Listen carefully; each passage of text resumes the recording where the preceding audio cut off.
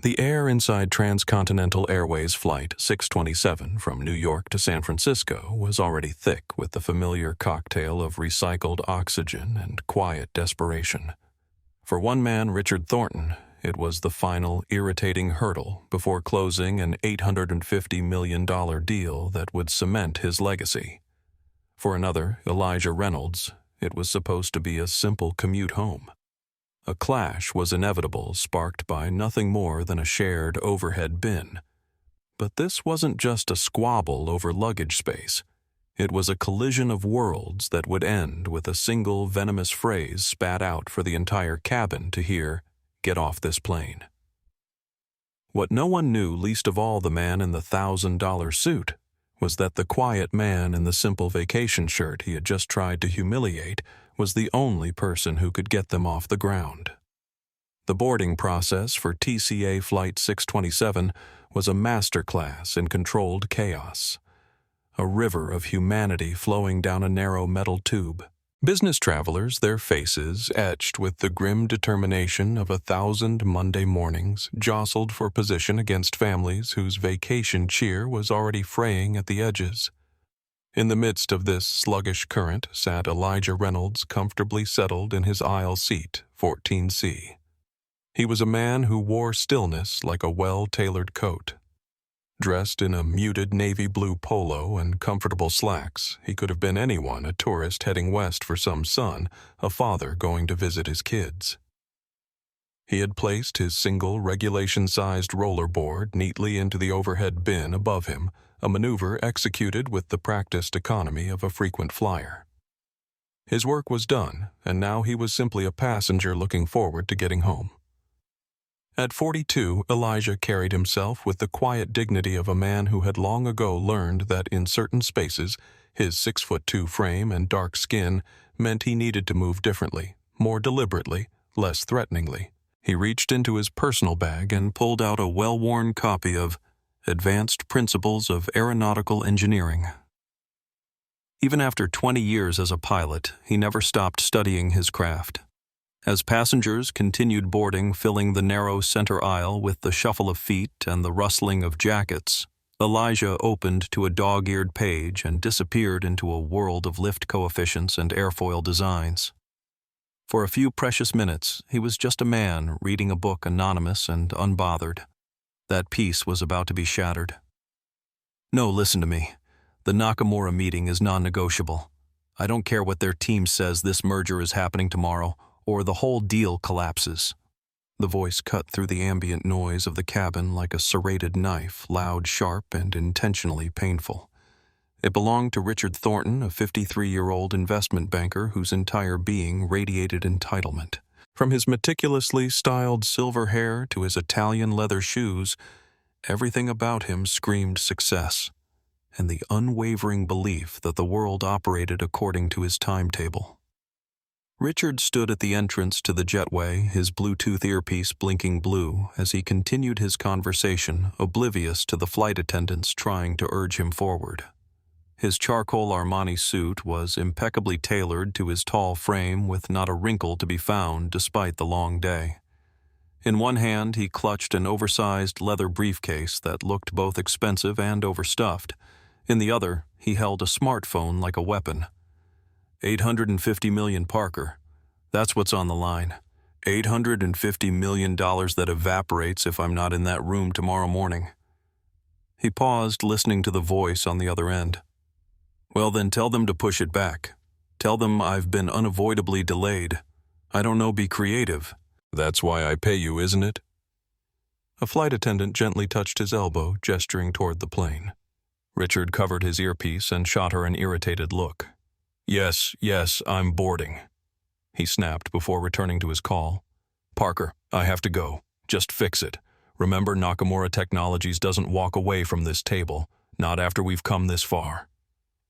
He finally ended the call as he entered the aircraft, his eyes quickly scanning his boarding pass.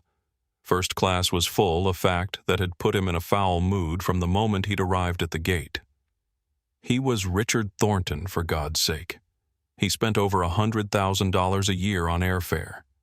He should never have to sit in the main cabin rubbing elbows with regular people. The merger with Nakamura was the culmination of 18 months of delicate negotiations. If successful, it would be the crown jewel in Richard's already impressive career, the kind of deal that made the front page of the Wall Street Journal and secured a legacy. The pressure was immense. The Japanese executives were notoriously punctual and unforgiving of delays. Everything had to go perfectly. Richard moved down the aisle, his expression darkening as he approached his row, the passengers ahead of him moving too slowly for his liking. "Excuse me," he said sharply to an elderly woman fumbling with her bag. "Some of us have places to be." The woman shrank back, allowing him to push past her, his briefcase bumping against seats as he went. By the time Richard reached row 15, a thin sheen of sweat had formed on his brow and his jaw was set in a rigid line. He glanced up at the overhead bin, already seeing it was going to be a problem. Richard stared at the overhead bin above row 14, his irritation spiking. Inside was a modest carry-on navy blue with a small Transcontinental Airways luggage tag. It wasn't taking up the entire space, but it was certainly occupying the prime position, leaving awkward gaps on either side too small for his leather briefcase. "Unbelievable," he muttered under his breath. He glanced down, immediately spotting Elijah in seat 14C. Something in Richard's brain made an instant unconscious calculation, the kind of rapid biased assessment that happens 1,000 times a day below the level of awareness. He saw a black man in casual clothes reading a technical manual and immediately categorized him not important, not worth full consideration, not someone whose space needed to be respected. "Excuse me," Richard said, though there was nothing excusable in his tone. He jabbed a finger toward the overhead bin. "I need to put my bag up there." Elijah looked up from his book, his expression neutral. He assessed the situation quickly, an agitated white man in an expensive suit clearly used to getting his way. "There should be room if you turn your bag sideways," Elijah suggested calmly, marking his page and closing his book. Richard's nostrils flared slightly. "There isn't enough space with your bag hogging the bin." He reached up and yanked at Elijah's carry-on, attempting to push it further to the side. The bag shifted, then caught on something, refusing to move further. Richard pushed harder, his frustration mounting. There was a distinct cracking sound as the handle of Elijah's bag bent under the pressure. "Sir," Elijah said, his voice low but firm, "you're damaging my property." He stood up, his height nearly matching Richard's, his presence somehow larger due to his composed demeanor. Richard stepped back instinctively, then immediately resented his own reaction. "If your bag was properly stowed, this wouldn't be an issue," he said, his voice rising slightly. "Some of us travel with important materials that can't be checked." A slight ripple of awareness spread through the nearby passengers. Conversations quieted as people tuned in to the developing confrontation. "I understand," Elijah replied, his tone still measured. "But there are several overhead bins with space further back. Or if you'd like, I can help you rearrange things so your bag fits properly." Richard bristled. The offer of help felt like a challenge to his competence. "I've been flying first class for 20 years. I think I know how to handle my own luggage." The emphasis on first class was deliberate, drawing a clear line between his perceived status and Elijah's. "I'm sure you do," Elijah said, a flicker of something, perhaps amusement, perhaps resignation, crossing his face. "But we're all just trying to get where we're going today." Richard's face flushed. He was not accustomed to being contradicted, especially not by someone he deemed beneath his station. He yanked harder on his briefcase, trying to force it into the space, but only succeeded in pushing Elijah's bag further to the side, causing the overhead bin's contents to shift precariously. A bottle of water tumbled from the bin, nearly hitting an elderly passenger in the head, before Elijah caught it with a quick, reflexive movement. The practiced coordination of that simple catch spoke volumes about his spatial awareness and reaction time qualities, essential in a pilot, though Richard was too self-absorbed to notice. "Perhaps," Elijah said, returning the water to its owner, "we could ask a flight attendant for assistance." Richard interpreted this reasonable suggestion as a direct challenge to his authority. In his mind, this stranger was not only obstructing him physically, but also undermining him publicly.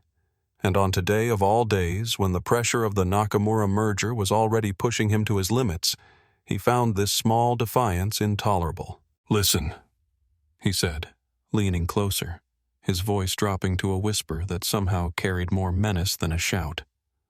"I don't have time for this. My bag goes in this bin, period." Elijah met his gaze steadily. "And my bag is already there," he replied simply. "I'm happy to make room, but not at the expense of damaging my property. Is there a problem here?" The question came from Sofia Gonzalez, a 34-year-old lead flight attendant whose warm smile was belied by the sharpness in her dark eyes. She had been watching the interaction from the front galley, recognizing the familiar signs of a passenger dispute that could quickly escalate. "Yes, there's a problem," Richard said before Elijah could respond. "This gentleman's bag is taking up the entire bin, and I need to store my briefcase." Sophia glanced up at the overhead bin, then at Elijah's modest carry-on, then at Richard's oversized leather briefcase, which was clearly pushing the limits of acceptable carry-on dimensions. "Sir, there appears to be room if we adjust things slightly," she said diplomatically. "Or there's plenty of space in the bins toward the back of the aircraft." Richard's jaw tightened. "I'm sitting right here," he said, gesturing to his seat in row 15. "My bag should be above my seat. That's how it works." "Actually," Sophia replied, maintaining her professional tone, "the overhead bins are shared space for all passengers. They're first come, first served." Richard's face darkened. He was not a man accustomed to being contradicted once, let alone twice, in the span of minutes. "Do you know how much I pay to fly with this airline every year?" he demanded, his voice rising. "Enough that I shouldn't have to trek to the back of the plane to get my belongings." A few rows back, Meredith Palmer, a 26-year-old freelance journalist with sharp green eyes and a keen sense for a story, discreetly pulled out her phone. Something in her reporter's instinct told her this confrontation was worth documenting. She began recording, keeping the phone partially hidden behind the seat in front of her. Sophia maintained her composure. "Sir, I understand your frustration. Let's see if we can find a solution that works for everyone." Elijah stood quietly, his expression neutral, but attentive. He had been in similar situations before, the focus of someone's displaced anger, the recipient of thinly veiled contempt. Over the years, he had learned that the best response was often measured calm. "I'm happy to adjust my bag," he offered. "But as I mentioned to the gentleman, his briefcase might fit better if turned sideways." "I don't need instructions on how to stow luggage," Richard snapped. Then, turning to Sophia, "Can't you just have him check his bag? Clearly mine is more important." Several passengers nearby exchanged uncomfortable glances. A middle-aged woman in row 13 frowned openly at Richard. An elderly man pretended to be absorbed in the safety card while listening intently. "Sir," Sophia said, her smile now firmly fixed in place, "all passenger belongings are equally important to us, but if your briefcase won't fit properly in this bin, I'll need to check it." Richard's face flushed with anger. "Absolutely not. There are sensitive documents in here worth millions of dollars." "Then perhaps we can find space in another bin," Sophia suggested. "Or," Richard countered, his voice dropping to a dangerous whisper as he leaned toward Elijah, "he can move his bag. I'm in 15A. He's in 14C. His bag shouldn't even be above my seat." The territorial claim was factually incorrect. Elijah's bag was above row 14, not 15, but Richard was beyond such distinctions now. In his mind, he had established a narrative this man was taking up space that rightfully belonged to him. Elijah remained still, his gaze steady. Years of training as a pilot had taught him to stay calm during turbulence, both literal and figurative.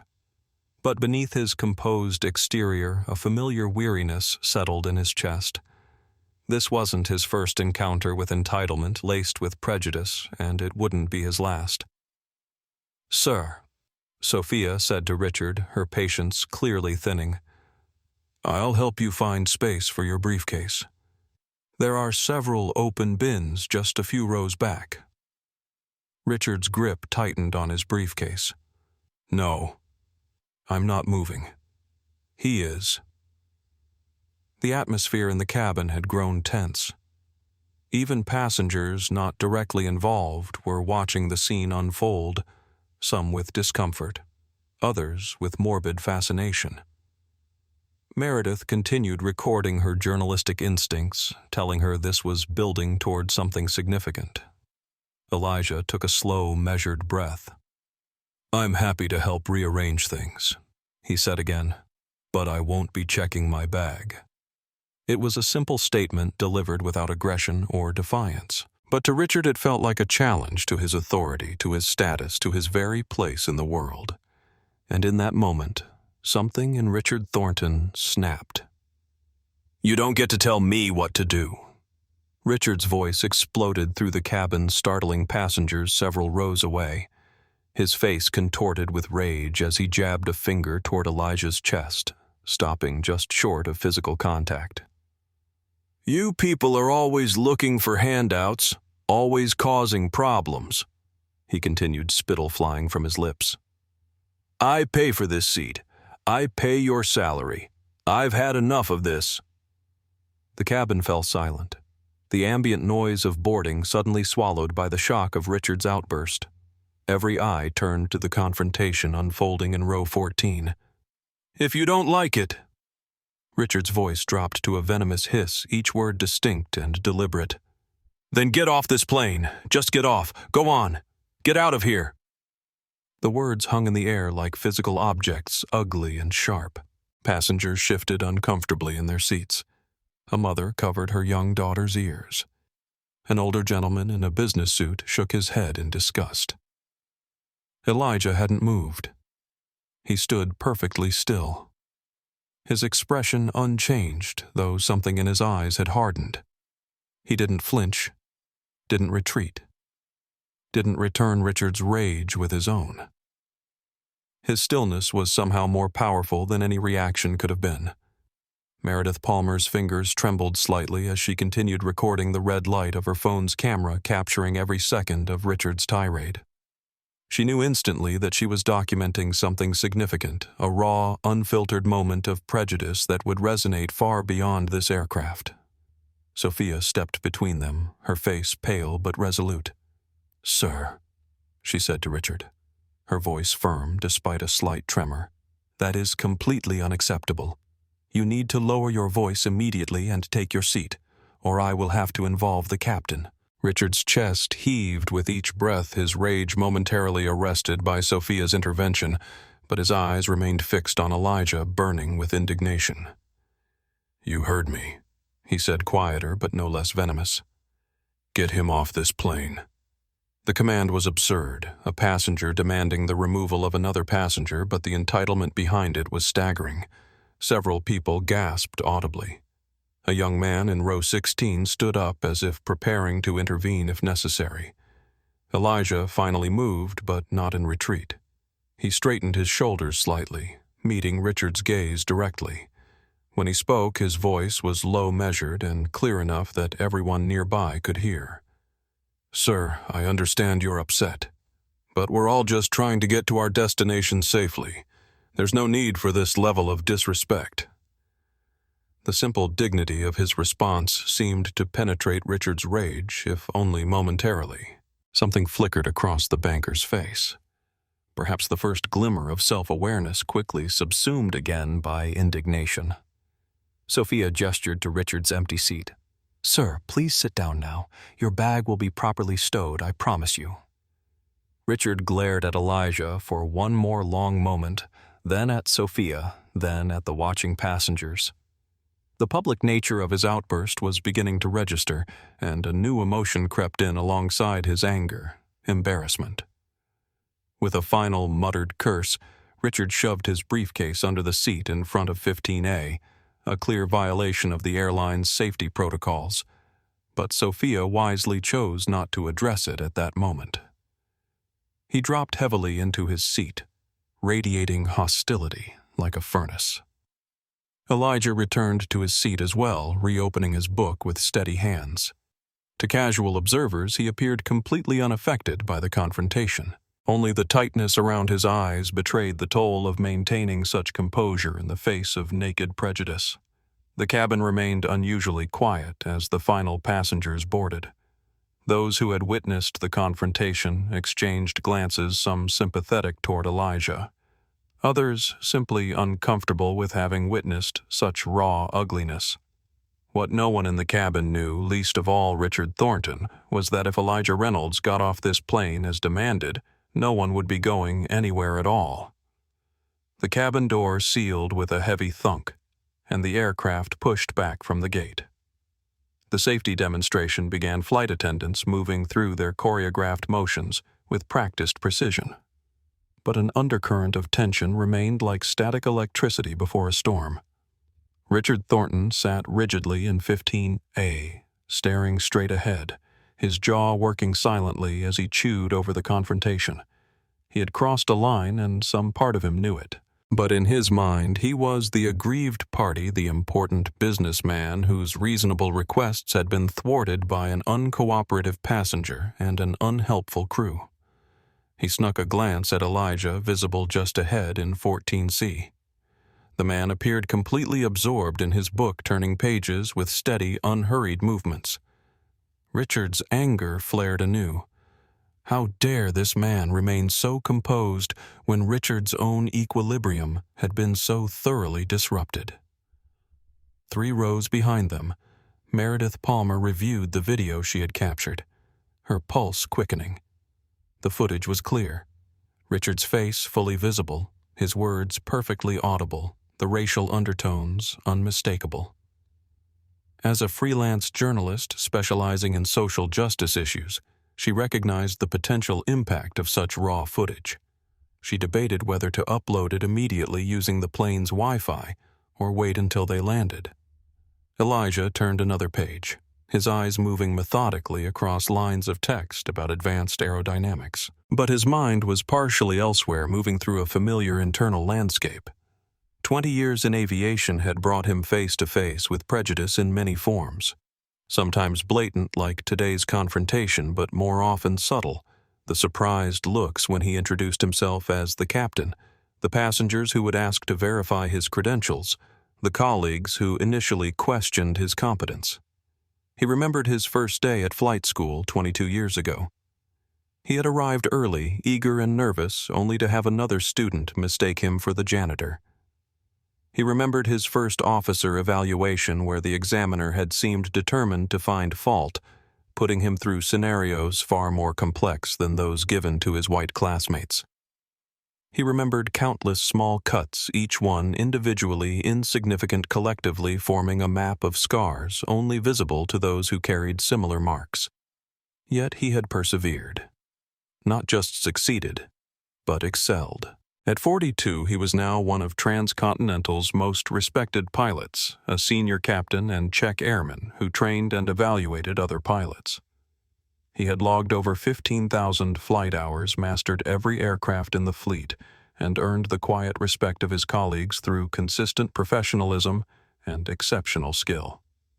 All of that history, the struggles and triumphs, had taught him to pick his battles carefully.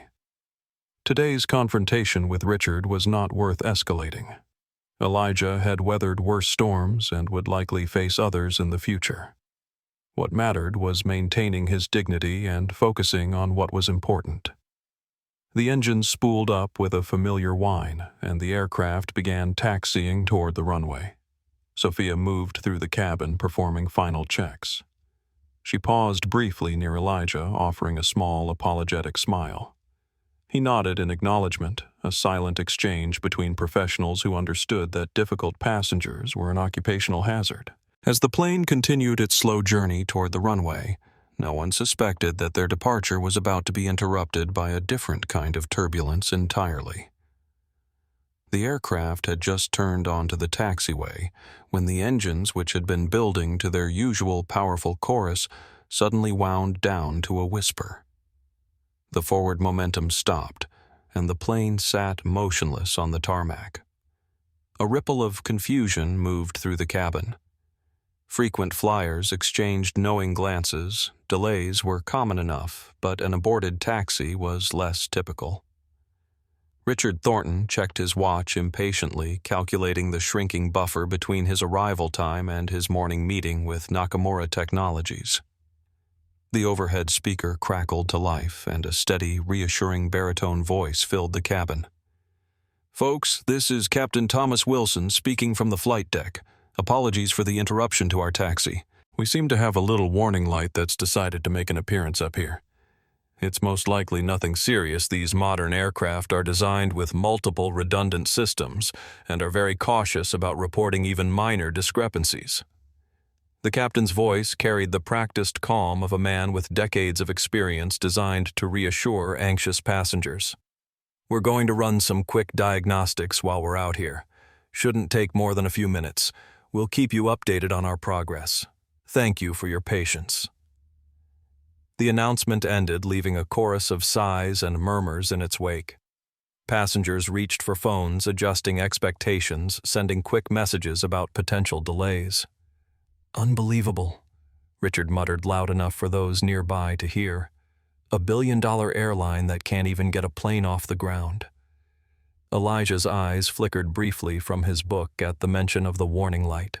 As a pilot, he knew that what Captain Wilson had described could range from a minor sensor glitch to something more significant. The professional part of his brain automatically began cataloging possibilities, procedures, protocols. Minutes ticked by. 5 became 10. 10 stretched to 15. The cabin grew warmer, stuffier. The initial optimism curdled into resignation. Flight attendants moved through the aisles, offering water and reassurances.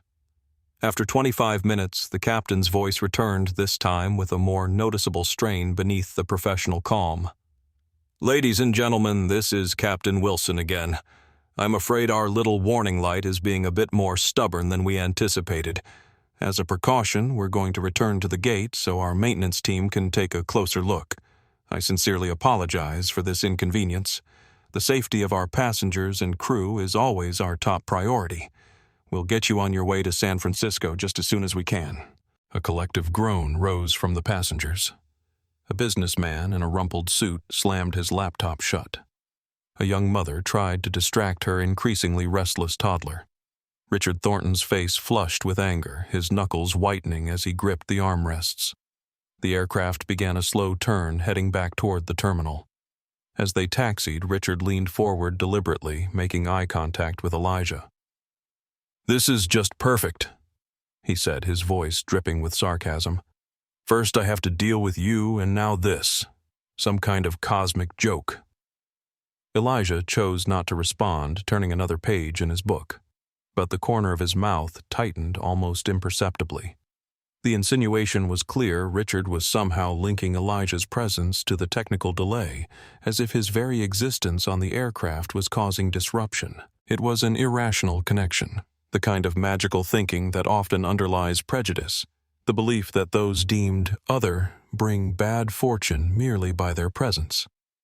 Elijah had encountered this type of thinking before the quiet whispers when a black pilot entered the cockpit, followed by nervous glances if turbulence hit during the flight. As the plane reconnected with the jet bridge, Sophia's voice came over the intercom, her professional tone masking any frustration she might feel. "Ladies and gentlemen, we've returned to the gate for a maintenance check. At this time, you may use your electronic devices, but please remain seated with your seatbelts fastened until the captain turns off the seatbelt sign. We appreciate your patience."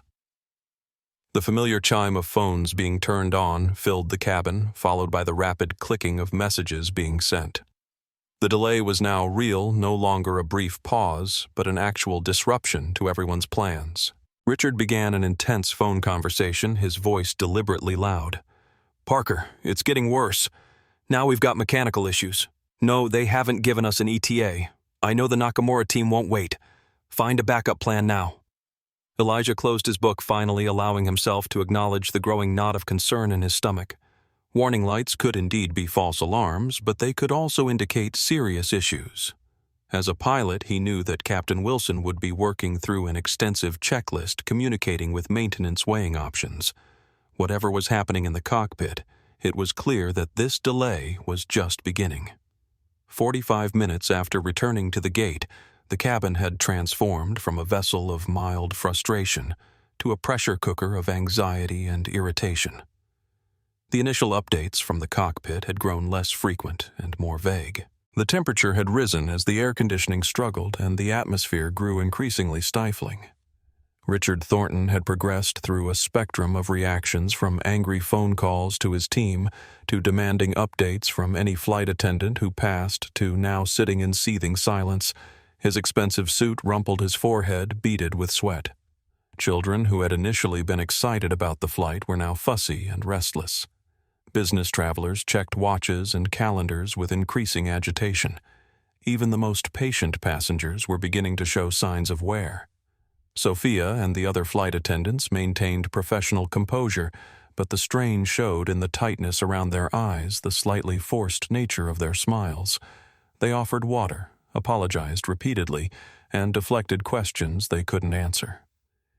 Elijah had put away his book, his attention now fully on the situation at hand. His trained ear picked up subtle cues, the periodic opening and closing of the cockpit door, the hushed conversations between crew members, the arrival of ground personnel who moved with urgent purpose. Something more serious than a routine warning light was unfolding. The cabin door suddenly opened, drawing all eyes forward. A woman in a Transcontinental Airways uniform stepped aboard, her expression grave. Daniela Vasquez, the gate agent, conferred briefly with Sophia before moving to the front of the cabin and clearing her throat. "Ladies and gentlemen, your attention, please." The cabin fell silent, all eyes fixed on Daniela, hungry for information. "I apologize sincerely for the ongoing delay." She began, her voice tight with stress. "I'm here to provide an update on our situation. Unfortunately, Captain Wilson has become suddenly and acutely unwell and is medically unable to command the aircraft." Gasps and murmurs rippled through the cabin. A medical emergency involving the captain was far more serious than a mechanical issue. "For his privacy, we won't be sharing specific details," Daniela continued, "but I want to assure you he is receiving proper medical attention." Elijah straightened in his seat, his pilot's instincts fully engaged now. A captain becoming incapacitated during pre-flight was rare but not unheard of. The standard procedure would be to call in a replacement captain, but he already suspected where this was heading. "The challenge we're facing," Daniela went on, confirming his thoughts, "is that FAA regulations are very specific. We currently do not have a reserve captain at JFK rated for the A321 available to take over on such short notice." The implications of this statement landed heavily in the cabin. No captain meant no flight. Period. "If we cannot find a qualified replacement captain, I'm afraid the delay could extend to at least 6 hours, and there is a significant possibility that this flight may need to be canceled entirely." The cabin erupted. A businessman shouted about connecting flights.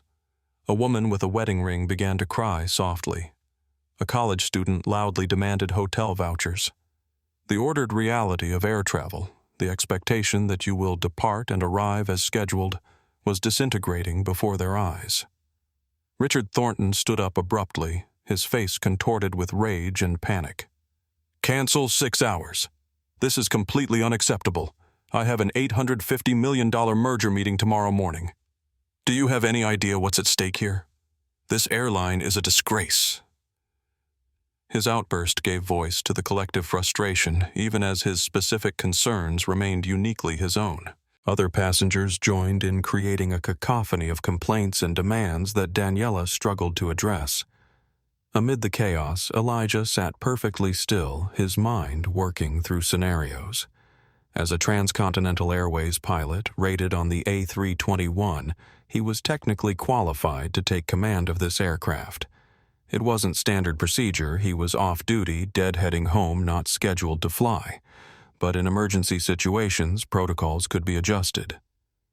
He weighed his options carefully. He could identify himself, now offer his services. But after the confrontation with Richard, would that create additional complications? Would it seem like he was seeking some form of vindication that wasn't his motivation at all? But perceptions mattered. Daniela raised her hands, trying to restore order. "Please, everyone.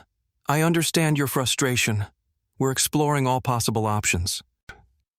As if on cue, First Officer Nathan Cooper emerged from the cockpit, still in his uniform with 3 stripes on his shoulders, his face drawn with concern. He conferred briefly with Daniela, looking at a tablet she handed him.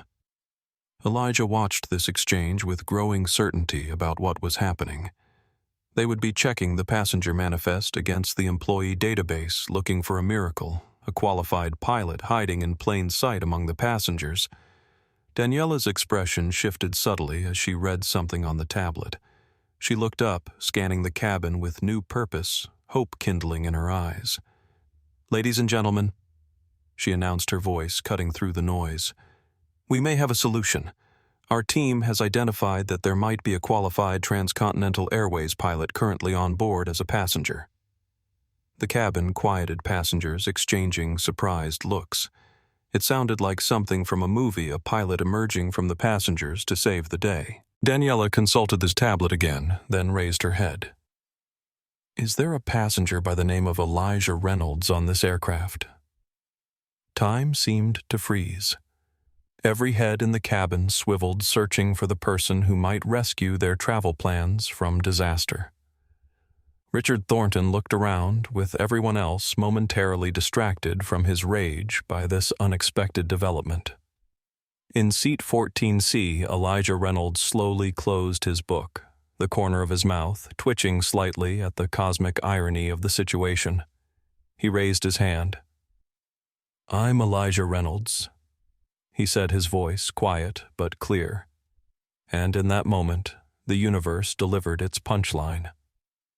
"Mr. Reynolds." Daniela's voice held a mixture of relief and skepticism as she peered down the aisle at Elijah.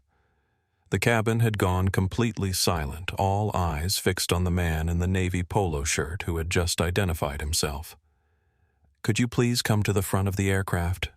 she requested, her tone professionally neutral. "And if you have identification with you, that would be helpful." Elijah nodded, unbuckled his seatbelt, and stood. As he moved into the aisle, his presence seemed to change. There was a subtle shift in his posture, a straightening of his shoulders, a lift of his chin. He wasn't just a passenger anymore. He was a pilot responding to a situation. Richard Thornton stared in confusion as Elijah passed his row. His brain struggled to process what was happening.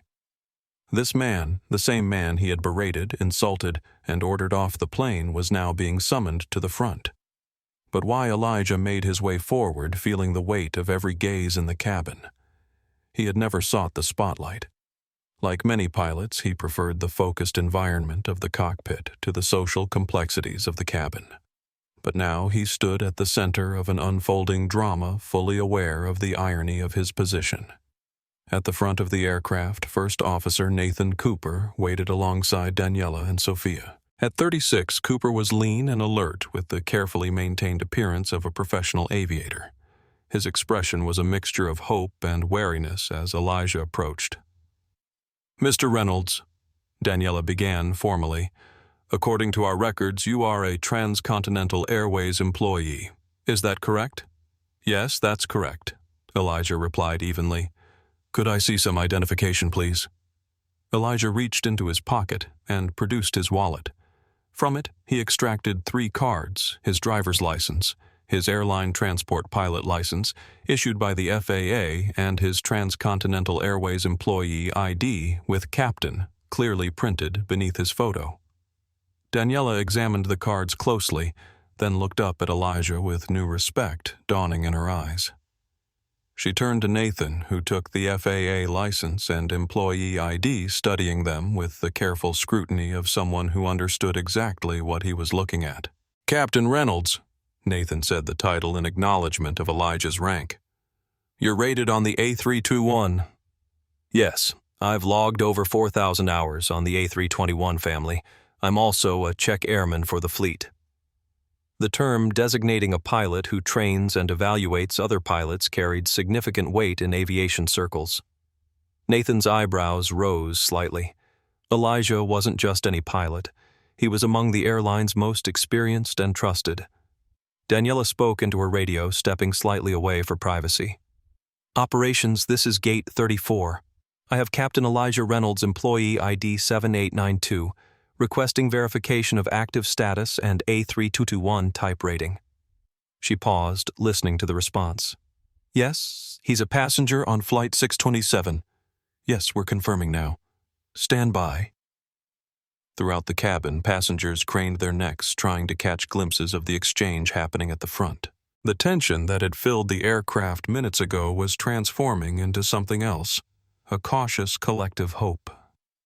In row 15, Richard Thornton sat motionless, his mind racing to catch up with events. The man he had confronted was being addressed as Captain. The implications began to dawn on him, bringing with them a cold, creeping dread. Meredith Palmer watched the scene unfold with journalistic intensity, mentally composing the story that was taking shape before her eyes. The narrative arc was too perfect to be fiction. A bigoted passenger demands that a black man get off a plane only to discover that the same man is the pilot who could save the day. It was poetic justice incarnate. Daniela's radio crackled with a response. She listened intently, nodding. "Understood. Thank you." She turned back to the group, a genuine smile breaking through her professional facade. "Captain Reynolds Operations has confirmed your credentials. You are current on the A321 with all qualifications up to date. Your last simulator check was completed 3 weeks ago with an excellent rating." She turned to Nathan. "First Officer Cooper, are you comfortable proceeding with Captain Reynolds assuming command of this flight?" Nathan looked at Elijah with appraising eyes. The relationship between a captain and first officer required absolute trust. They were about to put their lives and the lives of everyone on board in each other's hands. "I'd like a moment to speak with Captain Reynolds first," Nathan replied professionally. "Of course," Daniela agreed. "In the meantime, I'll inform the passengers." She stepped forward into the cabin, addressing the waiting crowd. "Ladies and gentlemen, I have some positive news to share. We have confirmed that Captain Elijah Reynolds, a highly qualified transcontinental airways pilot, is on board as a passenger. He is fully certified and current on this aircraft type. After some final verifications, he may be able to take command of this flight to San Francisco." A wave of relief washed through the cabin, manifesting as scattered applause and excited murmurs. The crushing uncertainty of moments ago gave way to renewed hope. Faces that had been drawn with frustration now brightened. All except one.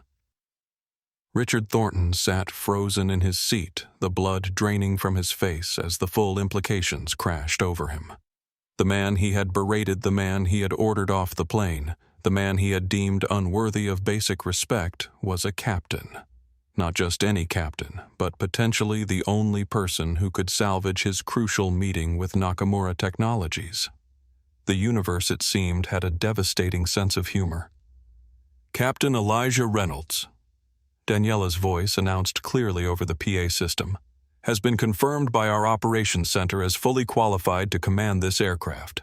He has graciously agreed to take over as captain for this flight to San Francisco. On behalf of Transcontinental Airways, I want to express our gratitude to Captain Reynolds and our appreciation for your continued patience." A spontaneous round of applause erupted throughout the cabin. Passengers who had been on the verge of demanding refunds and hotel vouchers now smiled with relief. The atmosphere transformed from one of frustrated resignation to cautious optimism. All eyes were drawn to the front of the aircraft, where Elijah stood still in his casual clothes, acknowledging the applause with a modest nod. There was nothing theatrical in his demeanor, just the quiet dignity of a professional about to do his job. First Officer Cooper and Captain Reynolds will be preparing for departure, Daniela continued. We anticipate being ready to push back from the gate in approximately 30 minutes. Thank you again for your understanding. Richard Thornton remained motionless in seat 15, his entire worldview undergoing a seismic shift. The social hierarchy he had taken for granted, the assumption that his suit, his position, his complexion granted him automatic authority, had been completely inverted. The man he had deemed unworthy of simple courtesy now held the power to get him to his crucial meeting, or not. His mind replayed his own words with excruciating clarity. You people are always looking for handouts. Get off this plane. The memory burned like acid. He had not just been rude to another passenger. He had publicly berated the pilot who would now be responsible for his safety. 3 rows behind him, Meredith Palmer was having a very different reaction. As a journalist who specialized in social justice issues, she recognized the perfect storm of elements in this story: racism comeuppance, and the delicious irony of the bigot's fate now resting in the hands of the very person he had denigrated. She discreetly drafted a social media post, not yet sending it, but preparing for the moment when this story could be shared with the world. At the front of the aircraft, Elijah reached into the overhead bin and retrieved his carry-on bag, the very same bag that had sparked the earlier confrontation. With deliberate movements, he unzipped it and removed a neatly folded white shirt with epaulettes bearing 4 gold stripes, the unmistakable uniform of a senior captain. He slipped off his navy polo shirt, revealing a white undershirt beneath. Then, with practiced efficiency, he donned his captain's shirt, secured each button, and adjusted the epaulettes that signified his rank and responsibility. The transformation was remarkable. The casual passenger from 14C vanished, replaced by a figure of quiet authority. He didn't need to announce his position. The uniform spoke for him, conferring an instant gravitas that transcended the earlier confrontation. From his bag, Elijah also extracted a pair of polished black shoes, exchanging them for his casual loafers. Each movement was unhurried, yet precise, the routine of a man who had performed this ritual thousands of times before. The cabin watched in collective fascination. It was like witnessing a superhero's origin story in reverse, the revelation not that an ordinary person had extraordinary abilities, but that the extraordinary person had been hiding in plain sight all along. As Elijah prepared to move toward the cockpit, his path would inevitably take him past row 15, past Richard Thornton. The moment could not be avoided. Elijah began his walk down the aisle, his posture straight, his expression composed. Passengers nodded respectfully as he passed. Some offered words of thanks. Others simply watched with newfound appreciation. When he reached row 15, the tension in the cabin thickened. Richard sat rigidly, his gaze fixed forward, refusing to make eye contact. His face had flushed a deep crimson, a physical manifestation of his humiliation. Elijah paused briefly, not in triumph or to prolong Richard's discomfort, but because the moment demanded acknowledgement. Their eyes met for a fraction of a second, Richard's filled with a complex mixture of shame, anger, and fear, Elijah's calm and focused. There was no hint of, "I told you so," in Elijah's expression, no visible satisfaction at Richard's comeuppance. There was only the measured gaze of a professional with a job to do a job that now included ensuring the safety and comfort of the very man who had tried to have him removed from the aircraft. For Richard, this was perhaps the most devastating aspect of the encounter. He wasn't even being granted the dignity of being an adversary. In Elijah's world, in this moment, Richard had been reduced to just another passenger, one of 176 souls, whose lives were now Elijah's responsibility. Richard Thornton, who had built a career on being the most important person in any room, had never felt so insignificant. Elijah continued his walk to the front of the cabin. Several passengers nodded in approval. An elderly woman reached out to briefly touch his arm in gratitude. A young girl watched wide-eyed, perhaps seeing for the first time that pilots didn't all look the same. At the cockpit door, Elijah turned to Sophia with a small professional smile. "Let's get these people to San Francisco," he said simply. Sophia, her eyes reflecting both relief and newfound respect, replied, "Yes, Captain." The cockpit door closed behind him with a solid click. For the passengers, that sound represented hope, the promise that their journeys would continue after all. For Richard Thornton, it was the sound of a door closing on his old certainties, leaving him alone with the consequences of his actions. The plane hadn't even left the ground, but Richard was already in free fall. The cockpit of the A321 was a sanctuary of technology and order, a stark contrast to the emotional turbulence of the cabin. The space was compact but efficiently designed, with screens displaying a wealth of information about the aircraft's systems, switches, and buttons arranged in logical patterns, and 2 leather seats positioned before the control yokes.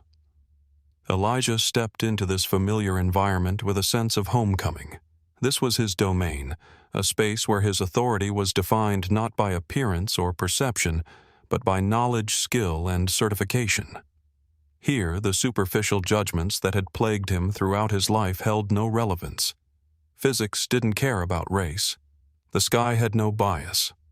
First Officer Nathan Cooper was already seated in the right-hand chair, running through preliminary checks. He looked up as Elijah entered, his expression a mixture of professional courtesy and natural wariness. It wasn't every day that a passenger transformed into your captain. "Captain Reynolds." Nathan greeted him, formally standing briefly to shake Elijah's hand. "Thanks for stepping in. We're in a bit of a situation here." "How's Captain Wilson?" Elijah asked, his first concern for his colleague. "Medics think it might be his heart. They've taken him to Mount Sinai. His wife is meeting him there." Nathan's voice carried genuine concern. In the close-knit community of pilots, such incidents were reminders of their shared vulnerabilities. Elijah nodded solemnly. "I hope he pulls through. He's a good pilot." "One of the best," Nathan agreed. He hesitated, then addressed the elephant in the room. "I heard there was some unpleasantness in the cabin earlier, with a passenger." Elijah's expression remained neutral. "Nothing that affects our job now," he replied simply.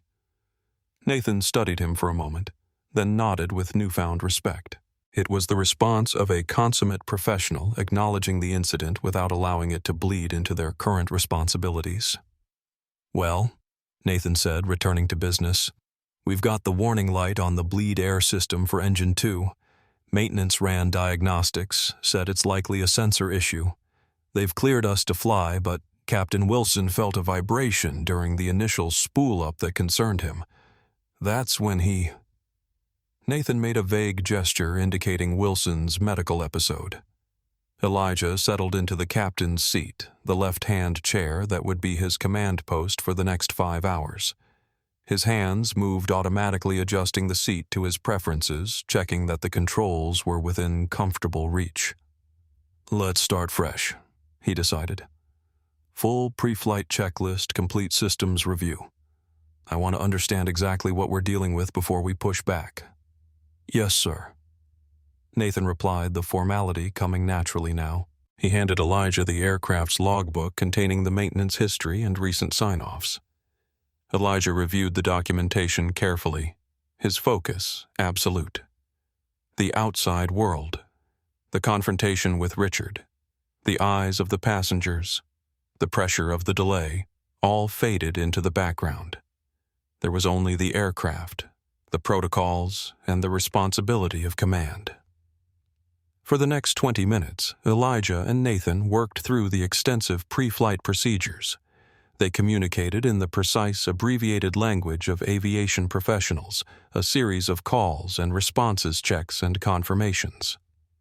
Elijah's fingers moved across the instrument panels with practiced familiarity, testing systems, verifying readings, ensuring everything was in order. Outside in the cabin, the passengers waited with renewed patience. The knowledge that a qualified captain had been found had transformed the atmosphere. Flight attendants moved through the aisles offering water and reassurances about the imminent departure. In row 15, Richard Thornton sat in uncharacteristic silence, his earlier bravado replaced by a simmering mixture of embarrassment and dread. He had spent his career cultivating a larger-than-life persona using his position and wealth to intimidate others into compliance. Now, through a twist of fate that seemed almost calculated in its perfect irony, he found himself utterly dependent on the competence and goodwill of the very man he had tried to humiliate. The cockpit door remained closed, a physical boundary between the controlled environment where Elijah worked and the social complexity of the cabin. But eventually that barrier would have to be bridged. The captain would need to address his passengers. After completing their thorough review, Elijah nodded to Nathan. "Systems check clean. Let's test the engines with a slow spool-up. Listen for that vibration," Captain Wilson reported. Nathan nodded, reaching for the appropriate controls. The engines came to life with a familiar whine that gradually increased in pitch and intensity. Both men listened intently, their trained ears attuned to the slightest irregularity in the sound. "Sounds normal to me," Nathan commented after a minute. Elijah agreed. "No vibration detected. Let's do a full power test before pushback, but I think we're looking at a sensor ghost." The term was pilot shorthand for a false reading, a common enough occurrence in modern aircraft filled with thousands of sensors, any of which could occasionally report problems that didn't exist. With the technical issues addressed, it was time for Elijah to establish his presence with the passengers. He reached for the PA system handset, pausing briefly to collect his thoughts. The voice that came over the cabin speakers moments later carried a natural authority, deep measured and steady. It was the voice of a man completely in his element, a stark contrast to the quiet passenger who had been subjected to Richard's abuse. "Good afternoon, ladies and gentlemen. This is Captain Elijah Reynolds. First, I want to thank you for your patience during this unexpected delay. I'm pleased to inform you that our maintenance checks are complete, all systems are functioning normally, and we are now preparing for departure to San Francisco." Throughout the cabin, passengers straightened in their seats, attentive to the voice of the man who had transformed from fellow traveler to commander. "Our flight time today will be approximately 5 hours and 20 minutes. Weather conditions are favorable across our route, though we may encounter some turbulence as we cross the Rocky Mountains. My first officer, Nathan Cooper, and our outstanding cabin crew, led by Sofia Gonzalez, will ensure your safety and comfort throughout the flight." Elijah's voice carried no hint of the earlier confrontation, no suggestion that anything unusual had occurred. It was the voice of pure professionalism. "We'll be pushing back from the gate in approximately 10 minutes. Please make sure your seat belts are fastened, your tray tables are stowed, and your seats are in the upright position. Thank you for choosing Transcontinental Airways. We're looking forward to getting you to your destination safely." The announcement concluded, leaving a ripple of relieved murmurs throughout the cabin. The long delay would soon be over. Their journeys would continue, and the temporary crisis had been averted. For most passengers, Captain Reynolds was now a minor hero, the right person in the right place at the right time. But for Richard Thornton, the voice over the speakers was a haunting reminder of his own spectacular misjudgment. As the ground crew prepared for pushback, the aircraft hummed with renewed purpose. In the cockpit, Elijah and Nathan completed their final preparations with practiced efficiency. In the cabin, passengers settled in for the long-awaited departure. The journey that had been interrupted by Prejudice would now continue under the command of its target, a cosmic realignment that felt to many witnessing it like justice in its purest form. The transition from gate to sky had been seamless. Under Elijah's guidance, the A321 climbed steadily through layers of clouds, its movements precise and controlled. In the cockpit, the atmosphere was one of focused calm, a stark contrast to the earlier tension in the cabin. Nathan Cooper settled into the rhythm of the flight, performing his first officer duties with professional efficiency. Though he and Elijah had never flown together before, they had quickly established the kind of working rapport essential to cockpit operations. Nathan had initially been wary taking command from a passenger was unprecedented in his experience, but Elijah's evident expertise had quickly dispelled any doubts. San Francisco weather update is showing clear skies visibility unlimited, Nathan reported, reviewing the latest meteorological data. Ground temperature 68 degrees, wind 280 at 10 knots. Elijah acknowledged the information with a nod. Perfect landing conditions, a welcome prospect after the day's complications. He made a minor adjustment to their altitude, then checked the fuel consumption readings. Everything was nominal. "How long have you been with Transcontinental?" Nathan asked during a lull in operational communications. 17 years as a pilot, Elijah replied. "Started as a first officer on regional routes, worked my way up to the A321 fleet about 8 years ago. Made Czech airmen 3 years back." Nathan nodded appreciatively. Czech airmen were the elite of airline pilots, those trusted to evaluate and train other pilots. It required not only exceptional flying skills, but also the ability to teach, to assess, and to maintain perfect composure under pressure.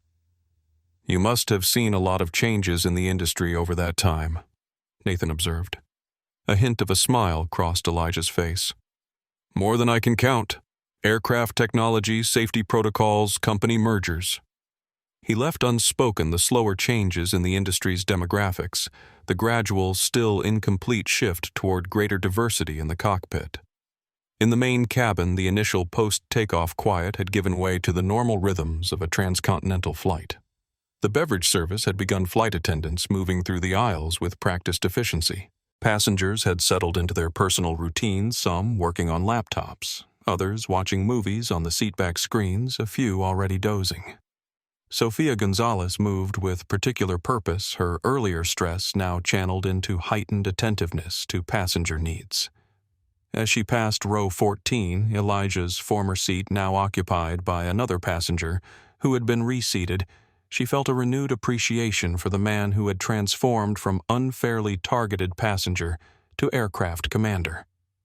In row 15, Richard Thornton sat rigid, declining the offer of a drink from the passing flight attendant.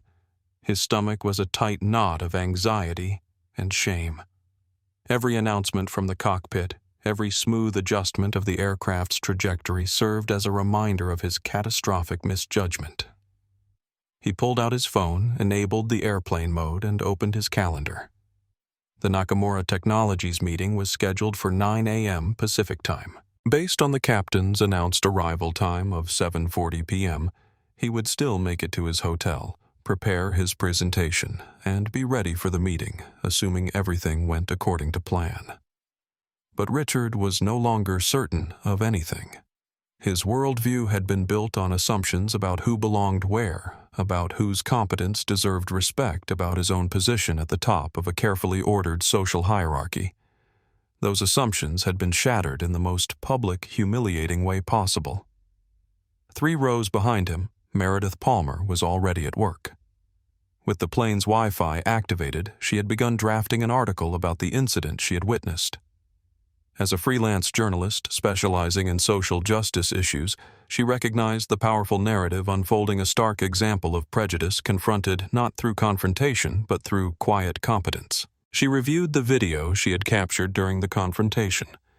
Richard's face clearly visible, his words unmistakable, his contempt palpable. She had not yet decided whether to publish it. The journalist in her recognized its news value, but she was also conscious of the ethical considerations. Would public shaming serve any constructive purpose, or would it merely satisfy a desire for retribution? Meanwhile, in the cockpit, Elijah and Nathan continued their professional duties, monitoring systems communicating with air traffic control and adjusting their flight path to avoid areas of potential turbulence. Their conversation remained primarily operational, with occasional forays into professional topics. New FAA regulations, upcoming aircraft deliveries to the fleet, mutual acquaintances among the pilot corps. Neither mentioned the incident with Richard again. For Elijah, it was compartmentalized, filed away in the part of his mind not currently engaged with the responsibilities of flight. His focus remained absolute on the task at hand. His emotions carefully regulated, his judgment unclouded. As they crossed into Midwestern airspace, Elijah received a weather update about the system developing over the Rockies, slightly more intense than initially forecast, but still navigable. He made notes for a course adjustment that would take them through a gap in the worst of the turbulence. "I'll make an announcement to prepare the passengers," Elijah said, reaching for the PA system. His voice, when it came over the speakers, was exactly as it had been before, steady, authoritative, reassuring. "Ladies and gentlemen, this is Captain Reynolds. We're cruising smoothly at 36,000 feet and making good time towards San Francisco. I want to give you a heads up that we're tracking some weather systems over the Rocky Mountains that we'll be crossing in about an hour. We're adjusting our route to avoid the worst of it, but we may experience some turbulence. I'll be turning the seatbelt sign on when we approach that area as a precaution. In the meantime, continue to keep your seatbelts fastened when seated, as we can occasionally encounter unexpected rough air. Thank you." Throughout the cabin, passengers absorbed this information with varying degrees of concern. Frequent flyers took it in stride. Turbulence was a normal part of air travel. More nervous travelers tensed slightly, but took comfort in the captain's calm assurance. For Richard Thornton, the announcement carried additional significance. The voice from the cockpit, so poised, so professional, continued to dismantle his preconceptions with each syllable. The man he had dismissed as unworthy of basic courtesy was now calmly informing him about weather patterns and flight adjustments with an expertise Richard couldn't begin to match. The cognitive dissonance was overwhelming. Richard had built his career on being the smartest person in the room, on having information others lacked, on leveraging knowledge into power and profit. Now he sat helpless, his fate literally in the hands of a man whose capabilities he had utterly failed to recognize, failed because he had allowed superficial judgments to override objective assessment. As the aircraft continued its westward journey, the lessons of the day were still unfolding. For Elijah, it was another flight in a career built on excellence despite obstacles. For Richard, it was an education he had never anticipated and would never forget. And for everyone else on board Transcontinental 627, it was becoming a story they would tell for years to come, a tale of prejudice, irony, and the quiet power of competence to overcome baseless judgment. Cruising at 36,000 feet above America's heartland, Transcontinental Flight 627 had settled into the steady rhythm of long-distance travel.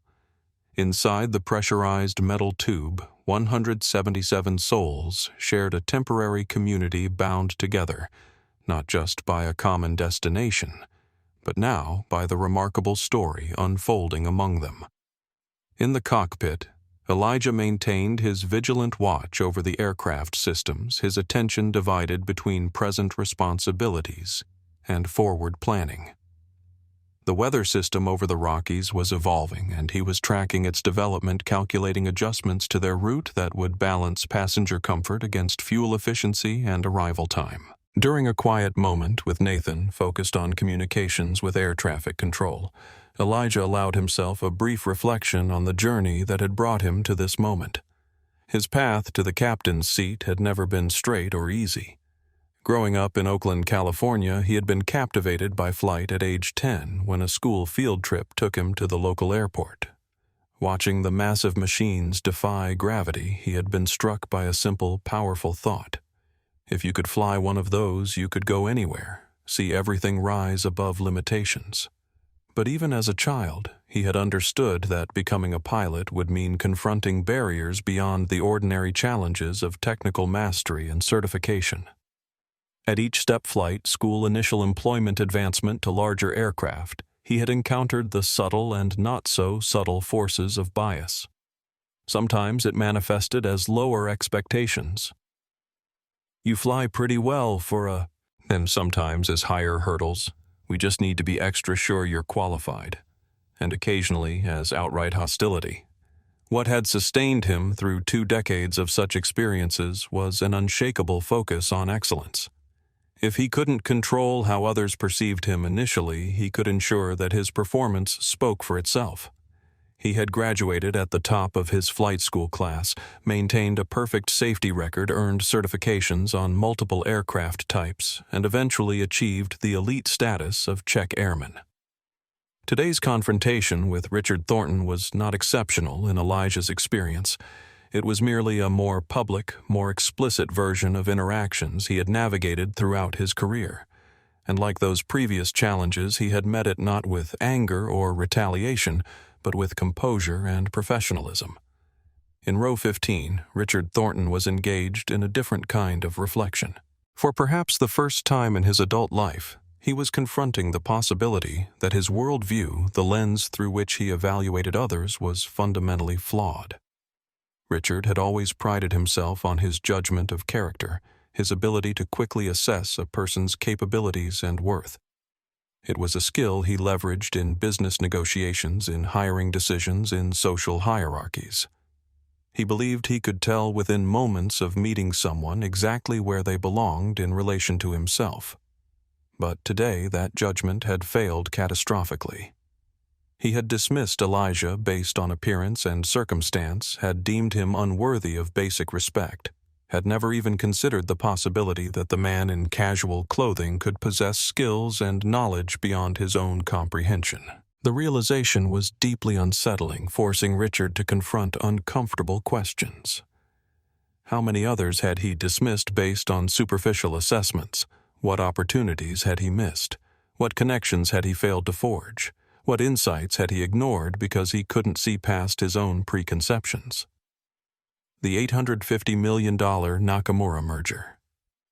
The deal that had consumed his attention, justified his behavior, fueled his sense of urgency, suddenly seemed hollow. What did it say about him that he had used the pressure of wealth creation to excuse treating another human being with contempt? 3 rows behind, Richard Meredith Palmer continued documenting the unfolding story.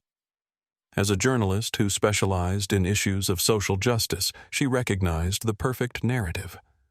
Arc prejudice expressed, assumptions, shattered cosmic justice served without a hint of revenge or retaliation. It was a story about power, not just the formal authority of a captain, but the deeper power of dignity maintained in the face of disrespect. She typed carefully on her phone, crafting her initial social media post. Just witnessed something remarkable on flight from NYC to SF. Passenger berated a black man during boarding, telling him to get off this plane over a luggage dispute. Plot twist. That man is now flying the plane as our captain after original pilot became ill. Stay tuned for details when we land.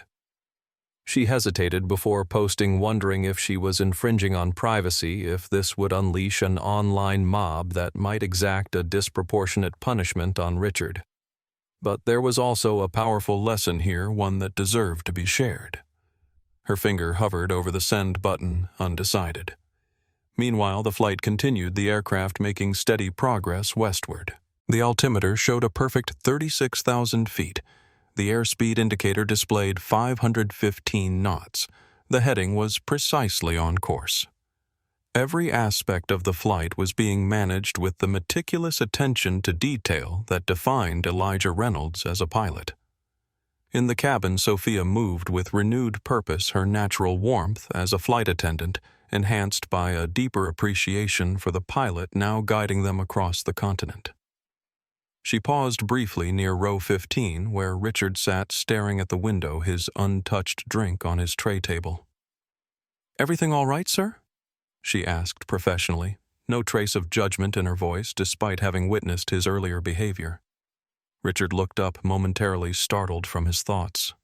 "Fine," he managed, then added with uncharacteristic uncertainty, "Thank you." Sophia nodded and continued down the aisle, leaving Richard to his thoughts.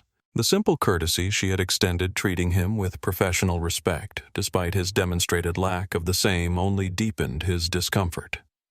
He was being offered grace he knew he didn't deserve, and it felt like salt in the wound of his shame. As the aircraft approached the halfway point of their journey, an unseen boundary was crossed. The relative calm of the Midwest was giving way to the more turbulent air over the mountain ranges ahead. The weather system that Captain Reynolds had mentioned earlier was gathering strength, its patterns evolving in ways that would soon test both the aircraft and its commander.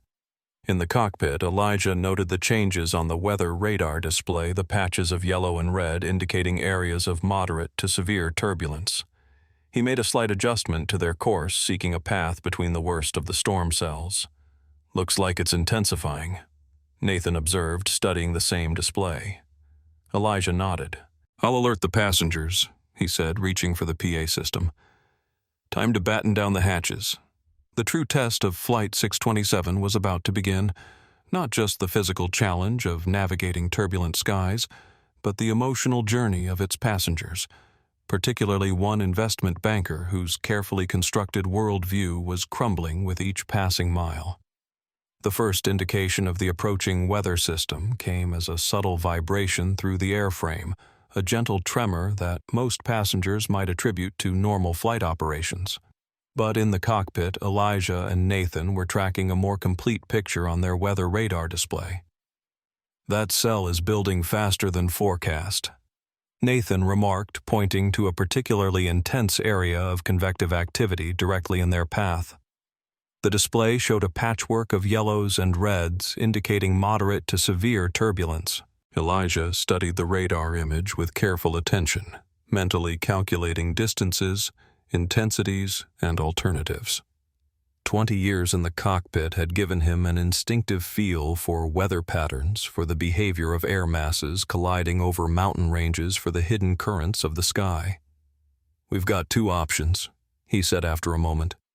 "We can deviate north by about 40 nautical miles, which adds fuel burn and time, or we can climb to FL 390 and try to get on top of the worst of it." FL 390 flight level 390 meant an altitude of 39,000 feet higher than their current cruising level of 36,000 feet. At that altitude, they might be able to pass over the most turbulent air, though it would require careful fuel management for the remainder of the flight. Nathan considered the options. "The winds at 390 are favorable, actually. Should help offset the fuel penalty from the climb." Elijah nodded, having already made the same calculation. "My thoughts exactly. Let's request the higher altitude from ATC." Nathan made the call to air traffic control requesting clearance to climb to 39,000 feet. After a brief exchange, the controller granted their request. "Transcontinental 627 climb and maintain flight level 390. Transcontinental 627 climbing to flight level 390, Nathan confirmed. Elijah smoothly adjusted the thrust and pitch, initiating a gentle climb. The massive aircraft responded with the precise obedience of a machine that, despite its complexity, had been designed to translate a pilot's intentions into physical movement through the sky. As they climbed, Elijah kept a careful eye on the aircraft's performance. The higher altitude would mean thinner air, which affected engine efficiency and handling characteristics. It was a subtle but important shift in the aircraft's operating environment, the kind of nuance that separated experienced pilots from novices. "I'll alert the cabin crew and passengers," Elijah said once they had leveled off at the new altitude. He keyed the intercom to speak first with the flight attendants, giving them advance notice of the expected turbulence. "Sophia, this is Captain Reynolds. We're tracking some weather ahead, and I expect moderate to possibly severe turbulence in about 15 minutes. I'll be turning on the seatbelt sign shortly, and I'd like you to secure the cabin and suspend service until we're through it." "Understood, Captain," Sophia replied. "We'll prepare the cabin immediately."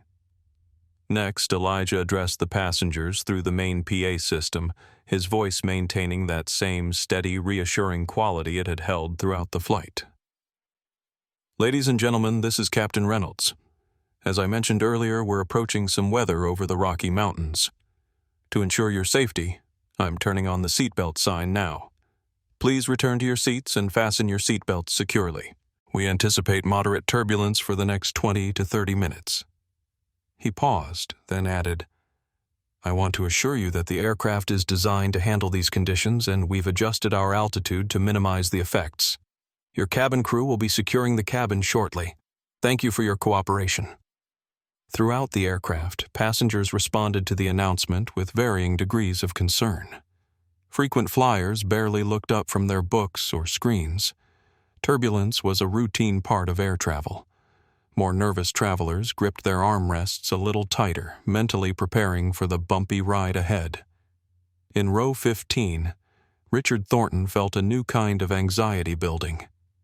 He had never been comfortable with turbulence, though he typically masked his fear behind a facade of annoyed impatience. But now, an additional layer of discomfort settled over him, the knowledge that the man he had berated and dismissed would now be responsible for guiding them safely through potentially dangerous conditions.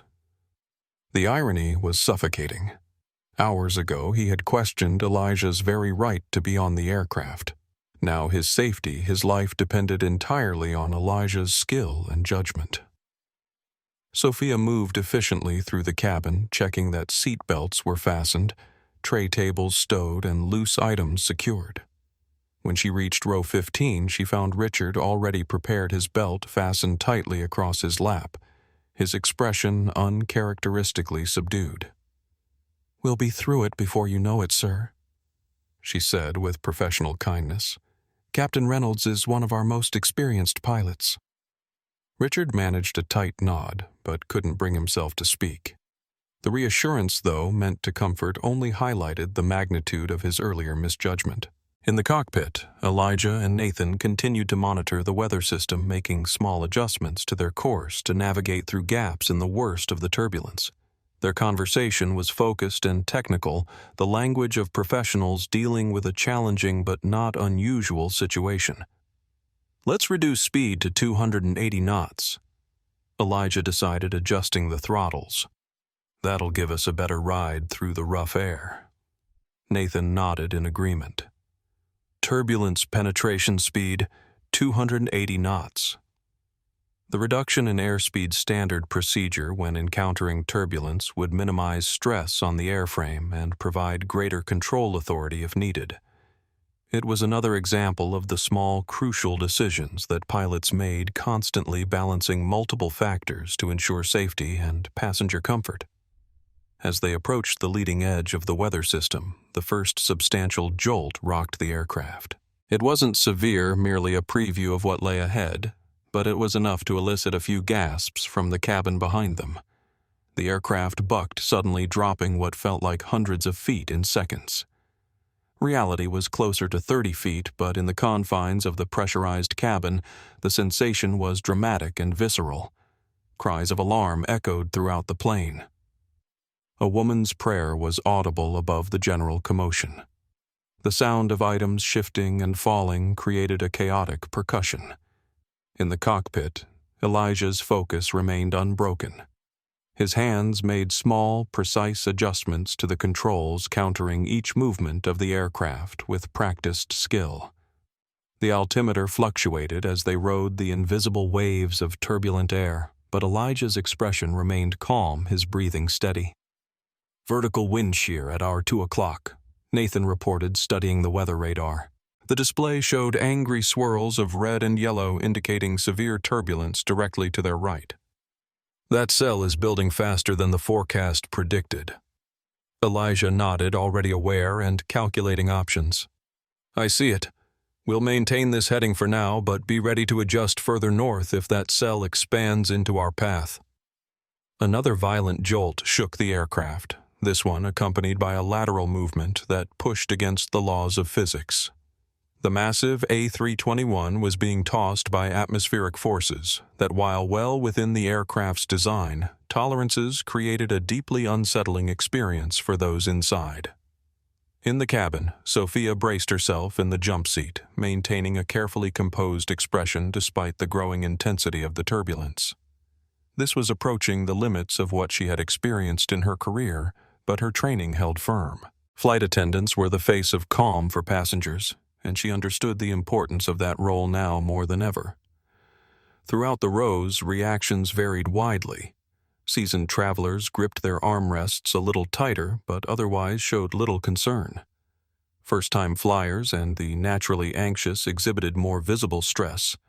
White knuckles, closed eyes, tense postures. A businessman who had been complaining loudly about the delay hours earlier now sat in rigid silence, his previous irritation replaced by primal fear. In row 15, Richard Thornton was experiencing a particularly acute form of distress. He had never been comfortable with turbulence, though he typically concealed his fear beneath a veneer of irritated impatience.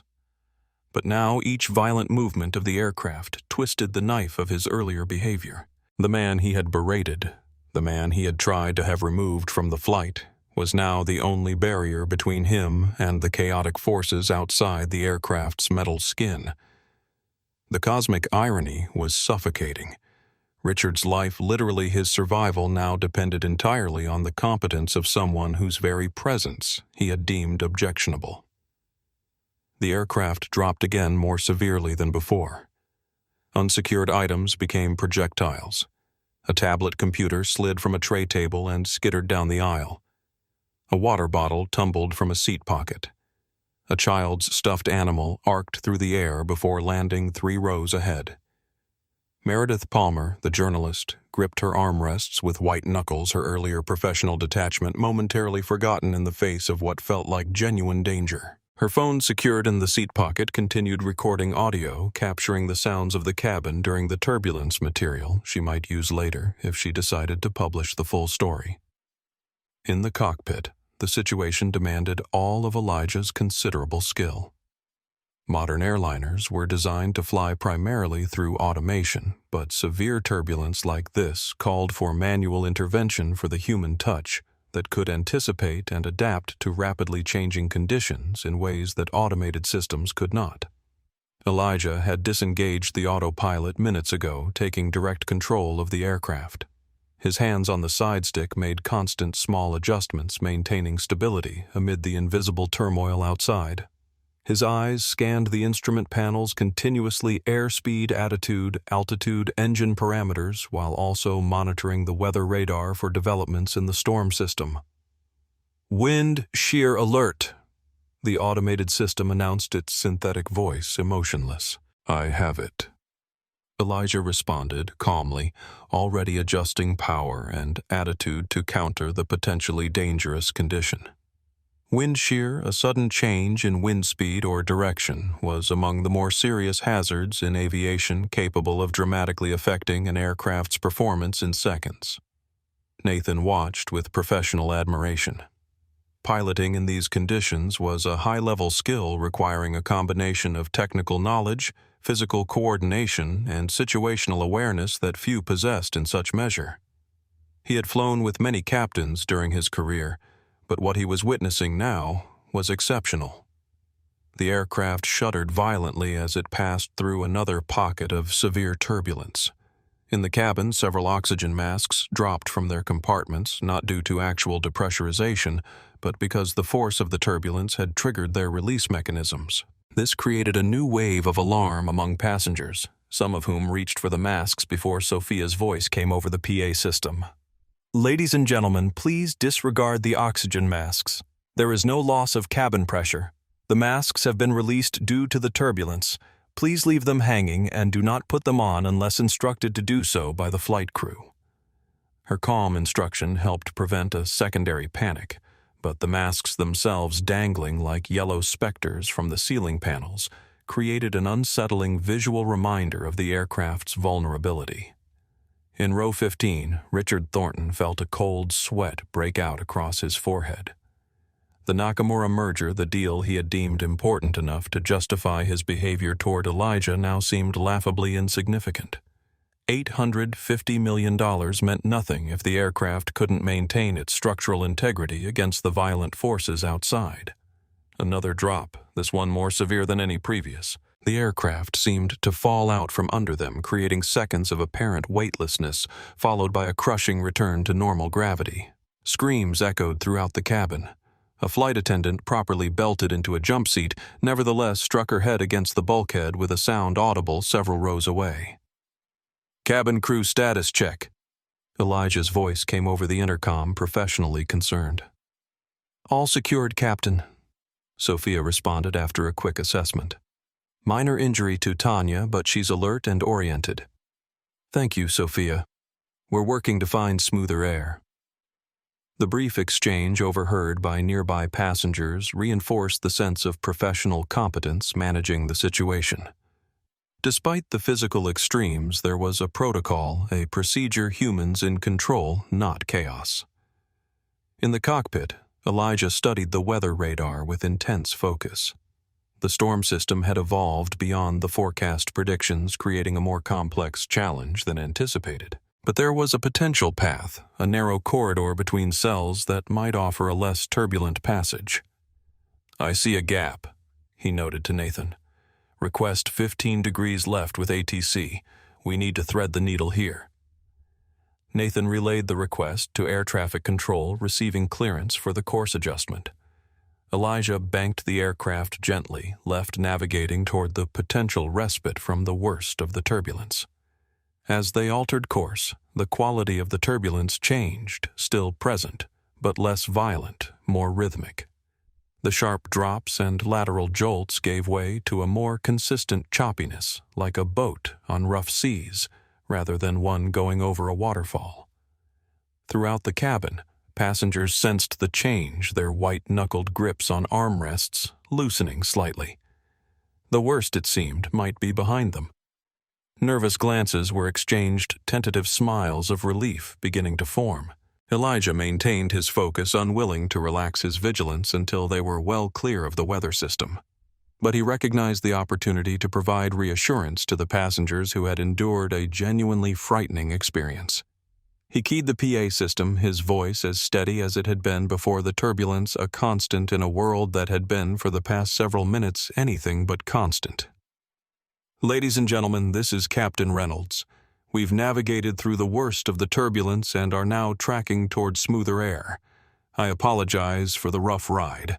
We've adjusted our course to avoid the most severe weather, and I anticipate conditions improving significantly over the next 10 minutes. The voice from the cockpit, calm, authoritative, unchanged, despite the stress of the situation, acted as a balm to frayed nerves throughout the aircraft. It wasn't just the content of the message, but the delivery that mattered. The steady confidence communicated more powerfully than words alone could have. In row 15, Richard Thornton found himself listening to Elijah's voice with a new emotion emerging through his fear and shame. Gratitude. Simple human gratitude for the skill that was keeping them all safe, for the competence he had failed so catastrophically to recognize hours earlier. The aircraft continued its journey westward, the violent turbulence gradually giving way to gentler movements, then to the smooth cruise that passengers had taken for granted before entering the weather system. The immediate danger was passing, but its impact, particularly on one investment banker's worldview, would continue long after Flight 627 touched down in San Francisco. "Ladies and gentlemen, this is Captain Reynolds again." Elijah's voice flowed through the cabin speakers, steady and measured, despite the aircraft's continued movement through pockets of rough air. The worst of the turbulence had passed, but occasional jolts still punctuated their journey, reminders of the atmospheric forces surrounding their metal cocoon. "We're beginning to see significant improvement in our flight conditions as we're now west of the main weather system. I'll be keeping the seatbelt sign illuminated for a little while longer as a precaution, but our flight path is looking much clearer ahead." Throughout the cabin, the atmosphere shifted perceptibly. Shoulders relaxed, conversation resumed in hushed tones, and flight attendants began to move cautiously through the aisles, checking on passengers after the frightening experience.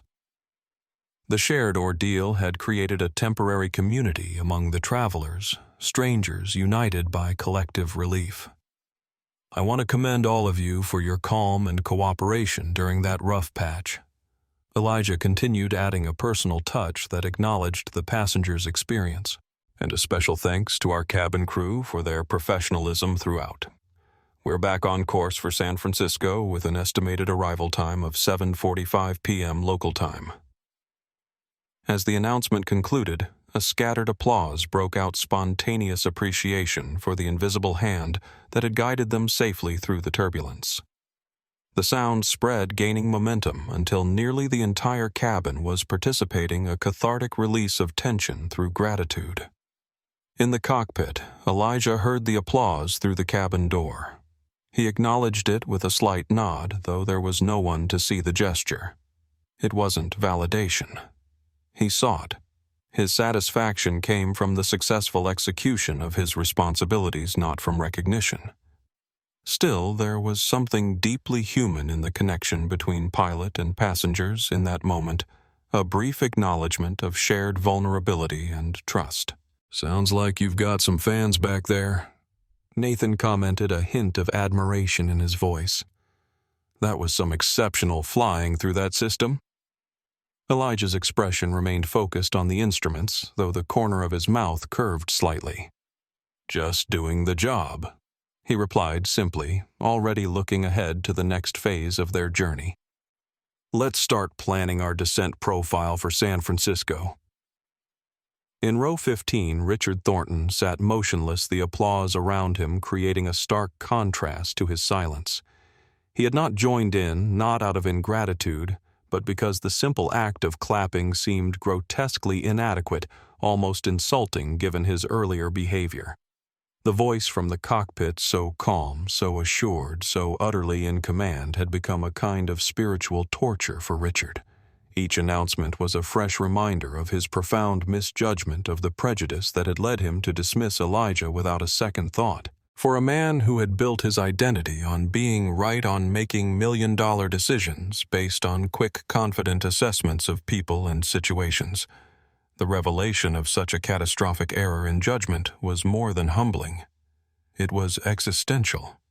What else had he gotten wrong? How many talents had he overlooked? How many capabilities had he dismissed based on superficial judgments? The questions cascaded through his mind, each one undermining the certainty that had defined his professional life. Nearby, Meredith Palmer reviewed the notes and recordings she had collected throughout the flight. As a journalist specializing in social justice issues, she recognized the powerful narrative unfolding, a perfect encapsulation of bias confronted not through conflict, but through competence. She had not yet decided whether to publish the video of Richard's outburst. There were ethical considerations, the public humiliation that would inevitably follow the question of whether such exposure would serve any constructive purpose beyond satisfying a desire for justice through shame. But the story itself, she was certain, needed to be told. Sophia passed through the cabin, checking on passengers with particular attention to those who had shown the most distress during the turbulence. When she reached row 15, she found Richard staring blankly at the seat in front of him, his expression unreadable. "Can I get you anything, sir?" she asked professionally. Richard looked up momentarily, startled from his thoughts. "No," he began, then paused, reconsidering. "Actually, yes. Water, please."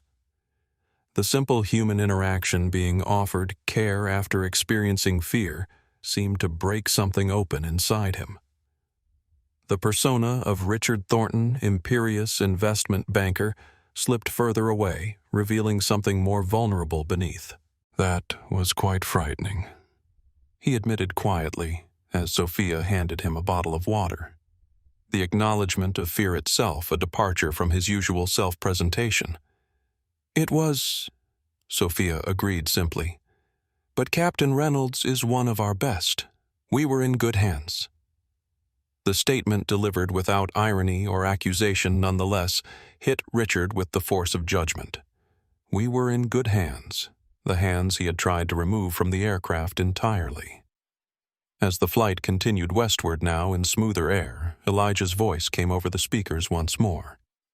This time it was a routine update about their approach to San Francisco weather conditions.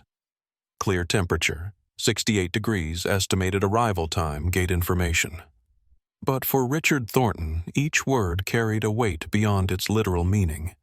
The voice from the cockpit had become a kind of oracle, dismantling his certainties with each calm, professional syllable. In the most fundamental way, Elijah Reynolds, the man Richard had ordered off the plane, had become his lifeline, his protector, his guide, through literal turbulence, and perhaps through the more profound turbulence of confronting his own prejudice. The irony was perfect and devastating. And somewhere beneath Richard's shame and self-recrimination, a small, unexpected seed of gratitude began to take root, not just for the skilled piloting that had kept them safe, but for the unwitting gift of self-knowledge, however painfully it had been delivered. The aircraft continued its steady progress toward San Francisco, carrying 177 souls who had embarked as strangers and would disembark connected by a shared experience, and for at least one passenger transformed by it. The transition was almost magical. One moment, they were still experiencing occasional bumps and jolts. The next, they had broken free into perfectly smooth air. It was as if the aircraft had crossed an invisible boundary, emerging from turbulent chaos into serene calm. Outside the windows on the right side of the aircraft, passengers could see the weather system they had navigated through massive cloud formations, illuminated from within by flashes of lightning, their towering structures both beautiful and ominous against the darkening sky. From this perspective, safely beyond its reach, the storm had been transformed from menace to spectacle. In the cockpit, Elijah and Nathan exchanged a brief glance of shared professional satisfaction. They had successfully guided the aircraft through challenging conditions, maintaining safety while minimizing passenger discomfort to the extent possible. It was the kind of experience that reinforced the bond between pilots, a reminder of why their skills mattered. "Nice work finding that corridor," Nathan commented, referring to the path between storm cells that Elijah had identified from the weather radar. "That could have been a lot worse." Elijah acknowledged the comment with a slight nod.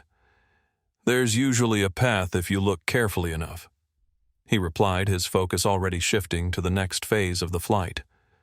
"Let's give ATC an updated ETA for San Francisco and start our preliminary descent planning." He reached for the PA system handset, composing his thoughts for another announcement to the passengers. The turbulence was behind them now, but the experience had been genuinely frightening for many on board.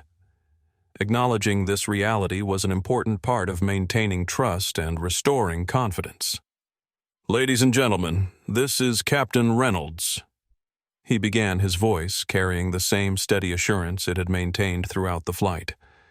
"I'm pleased to tell you that we've cleared the weather system and are now in smooth air. You can see the storm out the right side of the aircraft, quite a spectacular view from a safe distance." Throughout the cabin, passengers turned to look out the windows, many taking photos of the dramatic cloud formations now safely behind them. The shared relief was palpable, creating a temporary sense of community among strangers, bound together by the experience they had just survived. "I'll be keeping the seatbelt sign on for a few more minutes as a precaution," Elijah continued. "But our flight attendants will be resuming cabin service shortly. We're approximately 1 hour and 20 minutes from our arrival in San Francisco, where weather conditions are favorable with clear skies and light winds." As his announcement concluded, another round of spontaneous applause broke out, more enthusiastic than before, a release of accumulated tension now that the danger was definitively past. Several passengers even called out, "Thank you, Captain," loud enough to be heard in the cockpit. Elijah didn't acknowledge the applause directly. It wasn't his style to seek validation, but inwardly he appreciated the passengers' recognition of what had been a challenging situation handled successfully. In aviation, as in much of life, the greatest victories were often the quietest ones. The problems avoided, the dangers navigated, the crises that passengers never knew had been imminent. In the main cabin, Sophia and her team began to move through the aisles again, resuming the interrupted beverage service. There was a lightness to the interactions now, a shared sense of relief that manifested as small kindnesses, passengers making eye contact, exchanging smiles, helping retrieve items that had scattered during the turbulence. Meredith Palmer observed these subtle shifts in the cabin's social dynamics with a journalist's eye for detail. The shared experience had temporarily dissolved some of the normal barriers between strangers, creating fleeting but genuine connections. She returned to her phone, finalizing the post she had been crafting. After careful consideration, she had decided not to include the video of Richard's outburst in her initial sharing of the story. The narrative power lay in the sequence of events itself, not in publicly shaming one individual. She typed, "Just experienced something remarkable on flight from NYC to SF. Passenger berated a black man during boarding, telling him to get off this plane over a luggage dispute. When the captain became ill, that same passenger turned out to be a pilot who took command of the aircraft. He then skillfully guided us through severe turbulence without a word about the earlier confrontation. A powerful lesson in prejudice, professionalism, and quiet dignity that I'll never forget. #Judge not."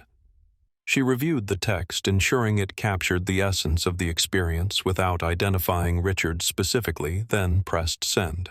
The Wi-Fi connection was slow, but the message began to upload the first sharing of a story that would soon reach far beyond the confines of Flight 627.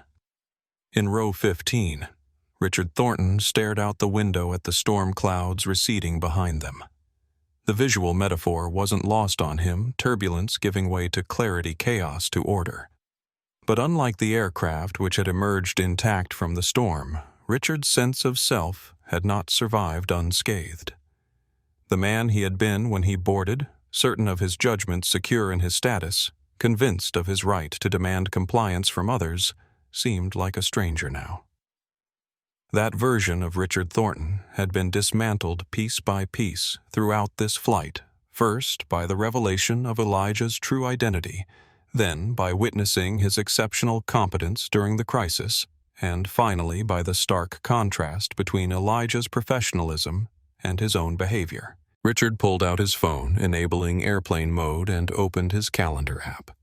The Nakamura Technologies meeting, the all-important $850 million merger that had seemed to justify his every action and attitude, stared back at him from the screen. Tomorrow, 9:00 a.m. Pacific Standard Time. The appointment which had consumed his attention and fueled his stress now seemed hollow, almost trivial compared to what he had just experienced. What did million-dollar deals matter when measured against basic human dignity, against the responsibility of keeping 177 souls safe in a metal tube hurtling through violent skies? He closed the calendar app and instead opened his email. The inbox was flooded with messages from colleagues, clients, and the Nakamura team, all marked urgent, all demanding his attention. 24 hours ago, these messages would have seemed like the most important things in the world. Now they barely registered. Instead, Richard found himself composing a new message. The recipient field remained empty. He wasn't yet sure who should receive it or if it would ever be sent. But the words began to flow. "Today I witnessed something in myself that I never wanted to see. I treated another human being as less than human based on nothing more than appearance and prejudice. Hours later, that same person saved my life through extraordinary skill and professionalism." He paused, staring at the words on the screen. They felt inadequate, almost offensive in their simplicity. How could mere words address the magnitude of what had transpired? How could any apology suffice for such a fundamental failure of human decency? Richard deleted the draft. Some reckonings couldn't be resolved through email. Some transformations required more than words. As Flight 627 continued its journey westward, now in clear skies and smooth air, the 177 souls aboard moved toward San Francisco at 500 miles per hour. But one passenger was traveling much further on a journey whose destination remained uncertain, but whose departure point would never again be visited. The beautiful A321 approached San Francisco International Airport from the east, beginning its descent over the Bay Area. The late afternoon sun cast a golden glow across the landscape, illuminating the distinctive features of one of America's most recognizable cities, the Golden Gate Bridge spanning the entrance to the bay, the island of Alcatraz sitting stoically in the water, the downtown skyline rising dramatically from the peninsula. In the cockpit, Elijah and Nathan moved through the approach checklist with practiced precision, their earlier rapport during the turbulence having solidified into the kind of seamless teamwork that characterized the best flight crews. Each call-out was acknowledged, each system verified each adjustment to the flight path executed with fluid coordination. San Francisco approach transcontinental 627 descending through 10,000 feet information delta. Elijah communicated to air traffic control, his voice carrying the same calm authority it had maintained throughout the flight. Transcontinental 627 San Francisco approach. Descend and maintain 5,000 feet. Expect vectors for the ILS approach to runway 28 right. Descend to 5,000, expect ILS 28. Right. Transcontinental 627. Elijah confirmed, adjusting the aircraft's descent rate accordingly. The sun glinted off the water of San Francisco Bay as the A321 continued its controlled descent. Through the cockpit windows, the city and surrounding landscapes grew more detailed with each passing minute. Highways filled with rush-hour traffic neighborhoods spread across rolling hills, parks offering patches of green amid the urban density. "I'll make the final announcement," Elijah said, reaching for the PA system handset. His voice, when it came over the cabin speakers, carried a note of conclusion, the journey nearly complete, the challenges overcome. "Ladies and gentlemen, this is Captain Reynolds. We've begun our final descent into the San Francisco area and should be landing in approximately 20 minutes. The weather in San Francisco is beautiful this evening. Clear skies, temperature 68 degrees with light winds. Please make sure your seat belts remain fastened, your tray tables are stowed, and your seats are in the upright position for landing. Flight attendants prepare the cabin for arrival." Throughout the aircraft, passengers began the familiar rituals of preparation for landing, stowing electronic devices, gathering personal belongings, making final visits to the lavatories before the seatbelt sign's illumination became non-negotiable. The mood was notably lighter than it had been during the earlier turbulence, a collective sense of relief that the journey was concluding without further incident. In row 15, Richard Thornton sat quietly looking out at the city that was supposed to be the site of his triumph, the culmination of 18 months of negotiations, the $850 million Nakamura merger that would have cemented his legacy in investment banking. Now that professional milestone seemed secondary to the more personal landmark of this flight, the moment his certainty about himself and others had been fundamentally shaken. The aircraft banked gently to the left, aligning itself with the approach path to runway 28 right. The bay shoreline slid beneath them, followed by the suburban neighborhoods that bordered the airport. Elijah's hands moved with subtle precision on the controls, making micro-adjustments to keep the aircraft perfectly positioned on the glide slope that would bring them smoothly to the runway. "Flaps 2, Elijah commanded. "Flaps 2. Nathan confirmed, setting the flap lever to the specified position. "Speed check."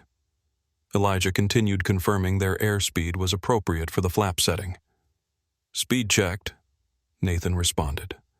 The choreography continued, flaps to successive settings, landing gear extended, final speed adjustments, all executed with the precision that came from thousands of hours of training and experience. For Elijah, this was the culmination of his professional identity, the manifestation of skills honed over decades of dedication to his craft. At 3,000 feet, with the runway clearly visible ahead, Elijah made his final PA announcement. "Flight attendants, prepare for landing."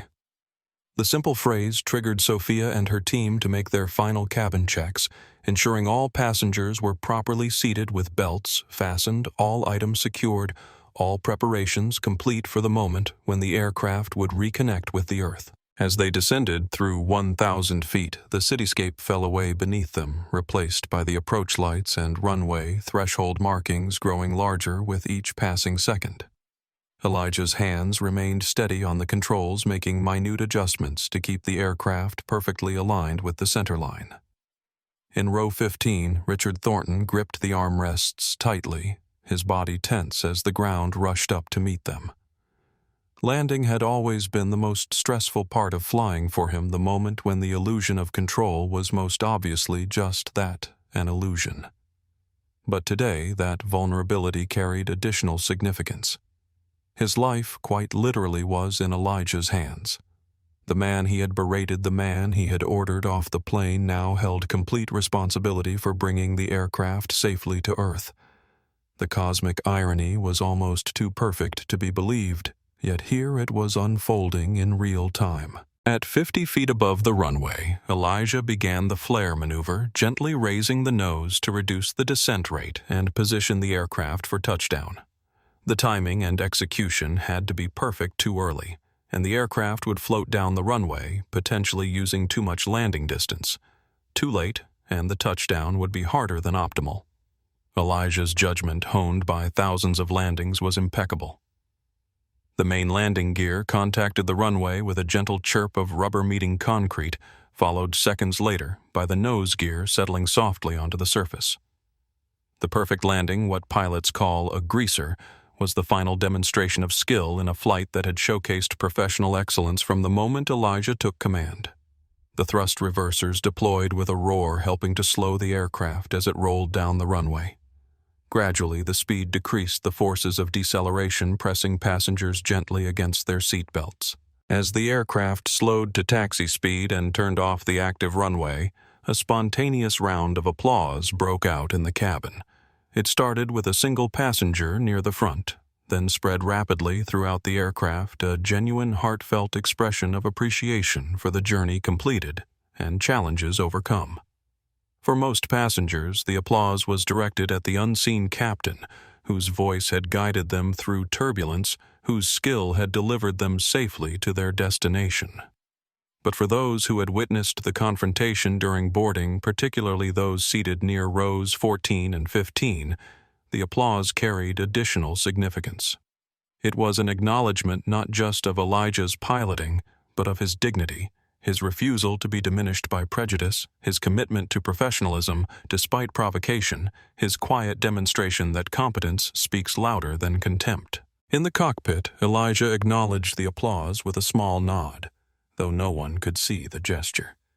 The validation of passengers wasn't what drove him. His satisfaction came from the successful execution of his responsibilities, from meeting and exceeding the standards of his profession. But there was something profoundly human in that moment of connection, of shared recognition that they had together navigated both literal and figurative turbulence. As the aircraft taxied toward the gate, 177 souls prepared to continue their individual journeys beyond the confines of Flight 627. But at least one passenger, an investment banker with an $850 million merger meeting in the morning, would be disembarking with much more than he had brought on board: a profound lesson in humility, and with it the first tentative steps toward a different understanding of himself and others. The Sky Club Lounge at Chicago O'Hare International Airport offered a sanctuary from the chaos of one of the world's busiest terminals. Behind its frosted glass doors, business travelers found comfortable seating, complimentary refreshments, reliable Wi-Fi, and the hushed atmosphere of privilege that came with frequent flyer status or premium credit cards. Elijah Reynolds sat in a quiet corner reviewing flight plans for his return journey to San Francisco while enjoying a cup of black coffee. As a transcontinental airways captain, he had access to the airline's private crew lounges, but occasionally he preferred the Sky Club. Its location was more convenient for his connection, and sometimes he appreciated the anonymity of being among passengers rather than colleagues. The recognition from the viral video had faded considerably over the past 6 months. Occasionally, someone would glance at him twice in an airport or approach him hesitantly to express appreciation. But these instances had become increasingly rare. The world had moved on to new stories, new viral moments, new symbols for its ongoing conversations about race power and justice. For Elijah, this return to relative anonymity had been welcome. He had never sought the spotlight, had never defined himself by that single interaction or its aftermath. His identity remained anchored in his profession, his family, his community, not in a moment of conflict that had, through the strange alchemy of social media, transformed him briefly into a cultural touchstone. He was so absorbed in his flight preparations that he didn't immediately register the figure that had paused at the entrance to his secluded corner of the lounge. When he finally looked up, The recognition was instant and mutual. Richard Thornton stood there, briefcase in hand, not the oversized leather status symbol from their previous encounter, but a more modest canvas and leather messenger bag. His appearance had changed subtly but significantly, the tailored suit replaced by slacks and a button-down shirt without tie, the meticulously styled silver hair now slightly longer and less rigidly controlled. Most notably, the aura of aggressive entitlement that had once surrounded him like an invisible force field had dissipated, replaced by something more tentative, more human. For a moment, neither man spoke. The statistical improbability of this encounter, two individuals who had shared one significant interaction months earlier, now crossing paths in an airport serving over 70 million passengers annually, seemed to require acknowledgement before any words could be exchanged. It was Richard who finally broke the silence, his voice quiet but clear. "Captain Reynolds." Elijah nodded, his expression neutral but not cold. "Mr. Thornton." An awkward pause followed, both men aware of the weight of their shared history but uncertain how to navigate this unexpected reunion. "I don't want to disturb you," Richard said finally, gesturing to the flight plans spread before Elijah. I saw you and felt I should at least acknowledge." He trailed off, the usually articulate executive struggling to find appropriate words.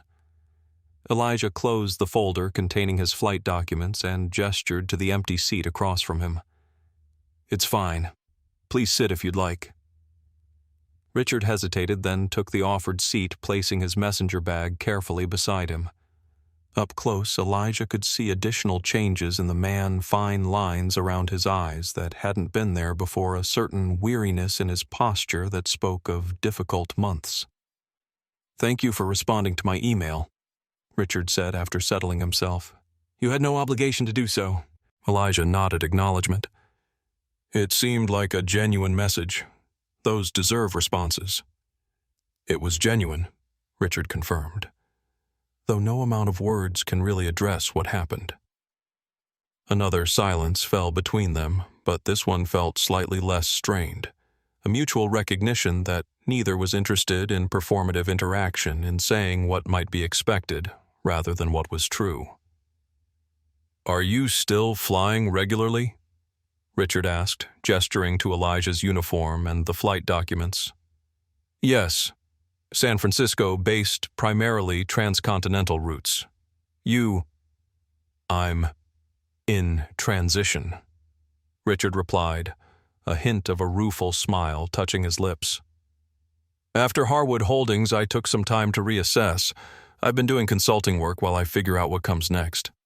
Elijah nodded, neither sympathetic nor satisfied, simply acknowledging the information. He had no desire to see Richard suffer, but neither did he feel responsible for easing any discomfort the man might feel about the consequences of his own actions. "Chicago's home now?" Elijah asked, maintaining the neutral ground of casual conversation. "For the moment. I'm working with a small investment firm here.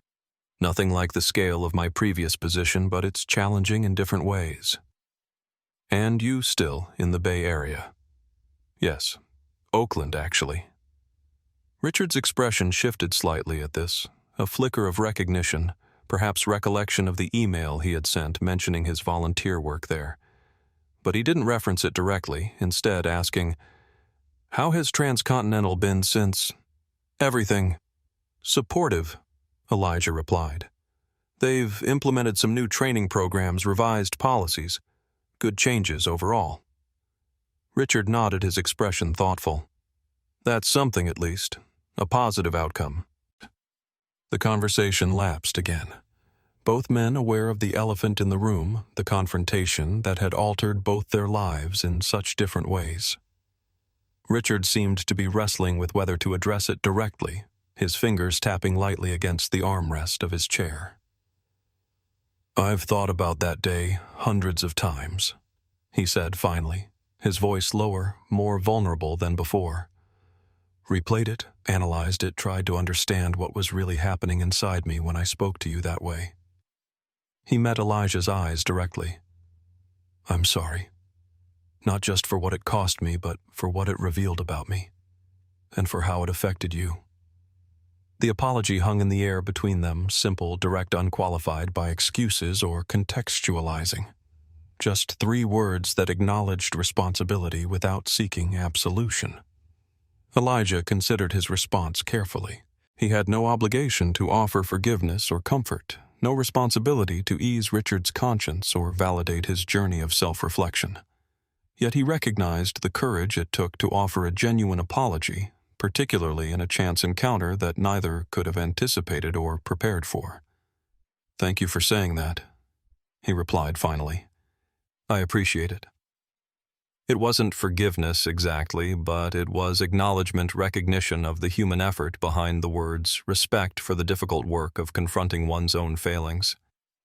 Richard nodded, accepting the response without pushing for more. "Your email mentioned we're all works in progress. That's been a helpful frame for me these past months. Less self-flagellation, more focus on actual change."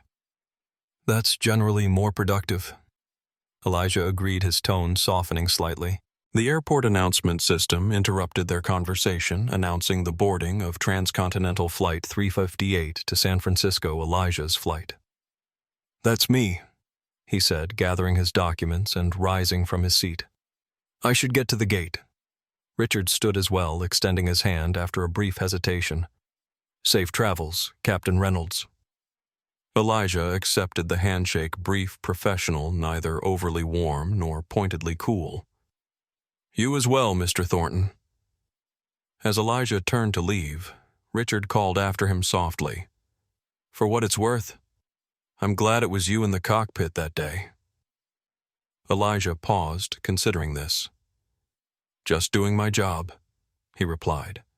But there was a hint of something lighter in his tone, not quite humor, but a small acknowledgement of the cosmic irony they had both experienced. With a final nod, he departed, moving through the lounge with the purposeful stride of a pilot heading to command an aircraft focused, prepared, entirely at home in his professional identity.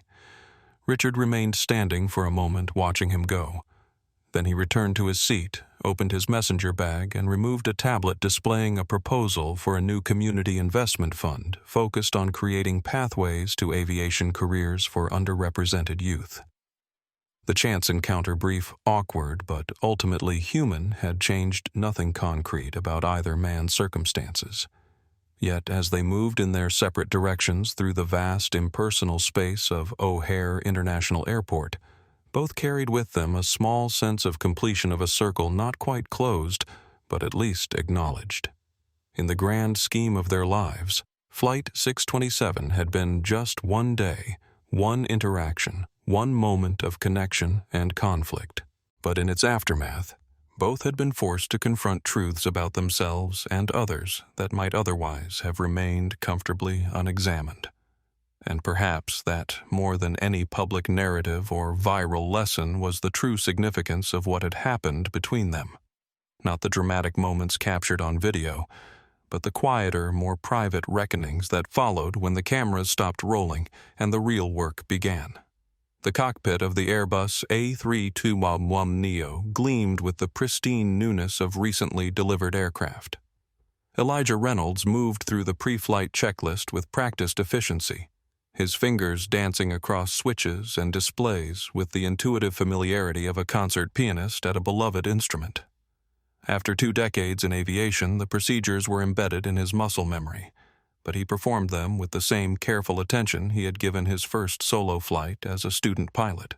Transcontinental Airways Flight 1227 from San Francisco to New York would be his final leg before 3 weeks of well-earned vacation. The past year had brought both challenges and opportunities: a promotion to fleet training, captain increased responsibilities in developing the airline's enhanced crew interaction protocols, occasional speaking engagements that he carefully limited to aviation audiences rather than broader public forums. The viral video from Flight 627 had largely receded from public consciousness, though it still appeared occasionally in discussions about customer service, workplace dignity, or the power of social media to transform private moments into public narratives. Elijah himself had referenced it only when necessary, preferring to focus on the professional lessons rather than the personal drama. Outside the cockpit windows, ground crew prepared the aircraft for departure. Fueling was complete, baggage was being loaded, and the first passengers would soon begin boarding. It was the choreographed routine of commercial aviation, complex, precise, designed to transform the miracle of human flight into a predictable service performed thousands of times daily across the globe. The cockpit door opened, and First Officer Jasmine Taylor entered, the same young pilot who had thanked Elijah after the policy announcement 6 months earlier, now having completed her training and type certification on the A321. "Good morning, Captain," she said with professional respect, tinged with genuine admiration. "Good morning, First Officer Taylor," Elijah replied warmly. "Ready for the New York run?"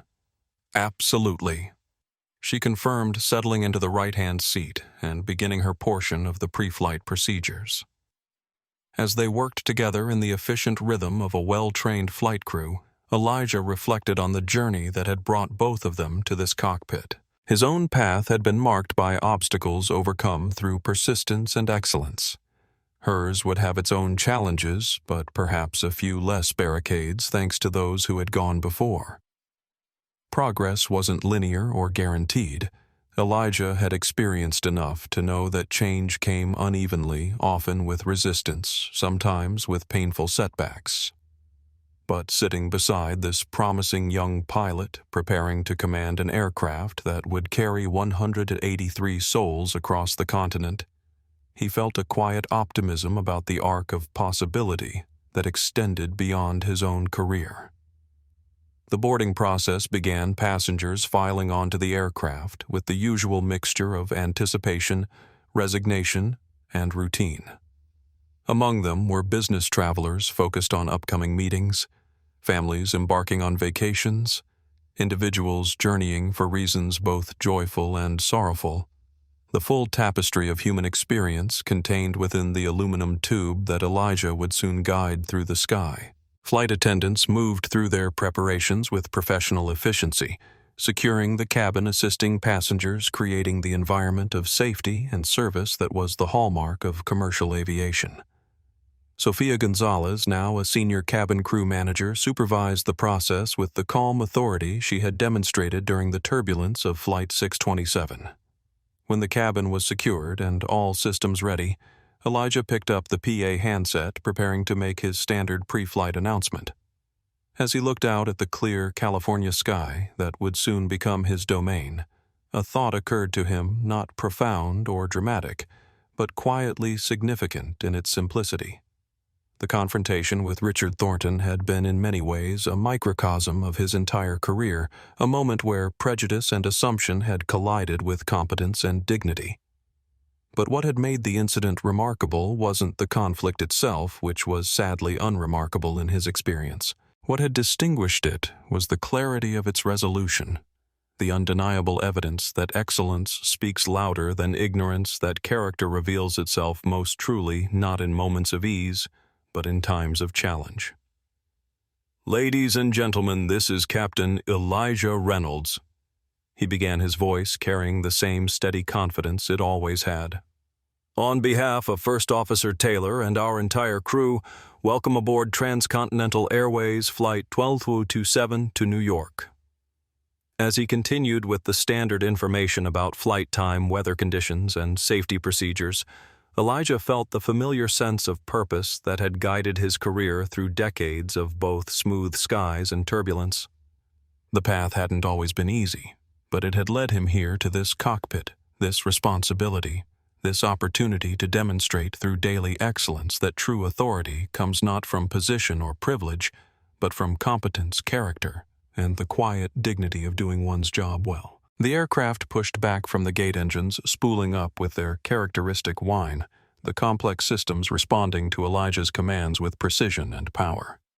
Soon they would be airborne, climbing above the constraints of Earth, navigating the vast freedom of the sky.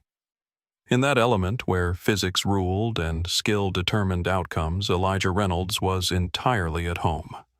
and as he guided the massive aircraft toward the runway preparing for the ascent that would begin their journey east, he carried with him the understanding that had defined his career long before a viral moment had briefly made him famous. Character isn't revealed in comfort, but in turbulence. Excellence isn't proven in theory, but in practice. And true dignity isn't granted by others, but maintained from within a steady course through whatever storms might come. If you've been moved by this story, please take a moment to like, subscribe, and share with others who might benefit from its message. The journey of recognizing our biases and growing beyond them is one we all share regardless of our background or position. Remember that the most powerful lessons often come from unexpected places and unplanned moments of truth. In a world that sometimes seems divided by superficial differences, stories like this remind us of our shared humanity and capacity for growth. Thank you for joining us on this flight of reflection and transformation. Until next time, may your own journey be filled with the courage to face your turbulence with dignity and the wisdom to recognize excellence wherever it appears.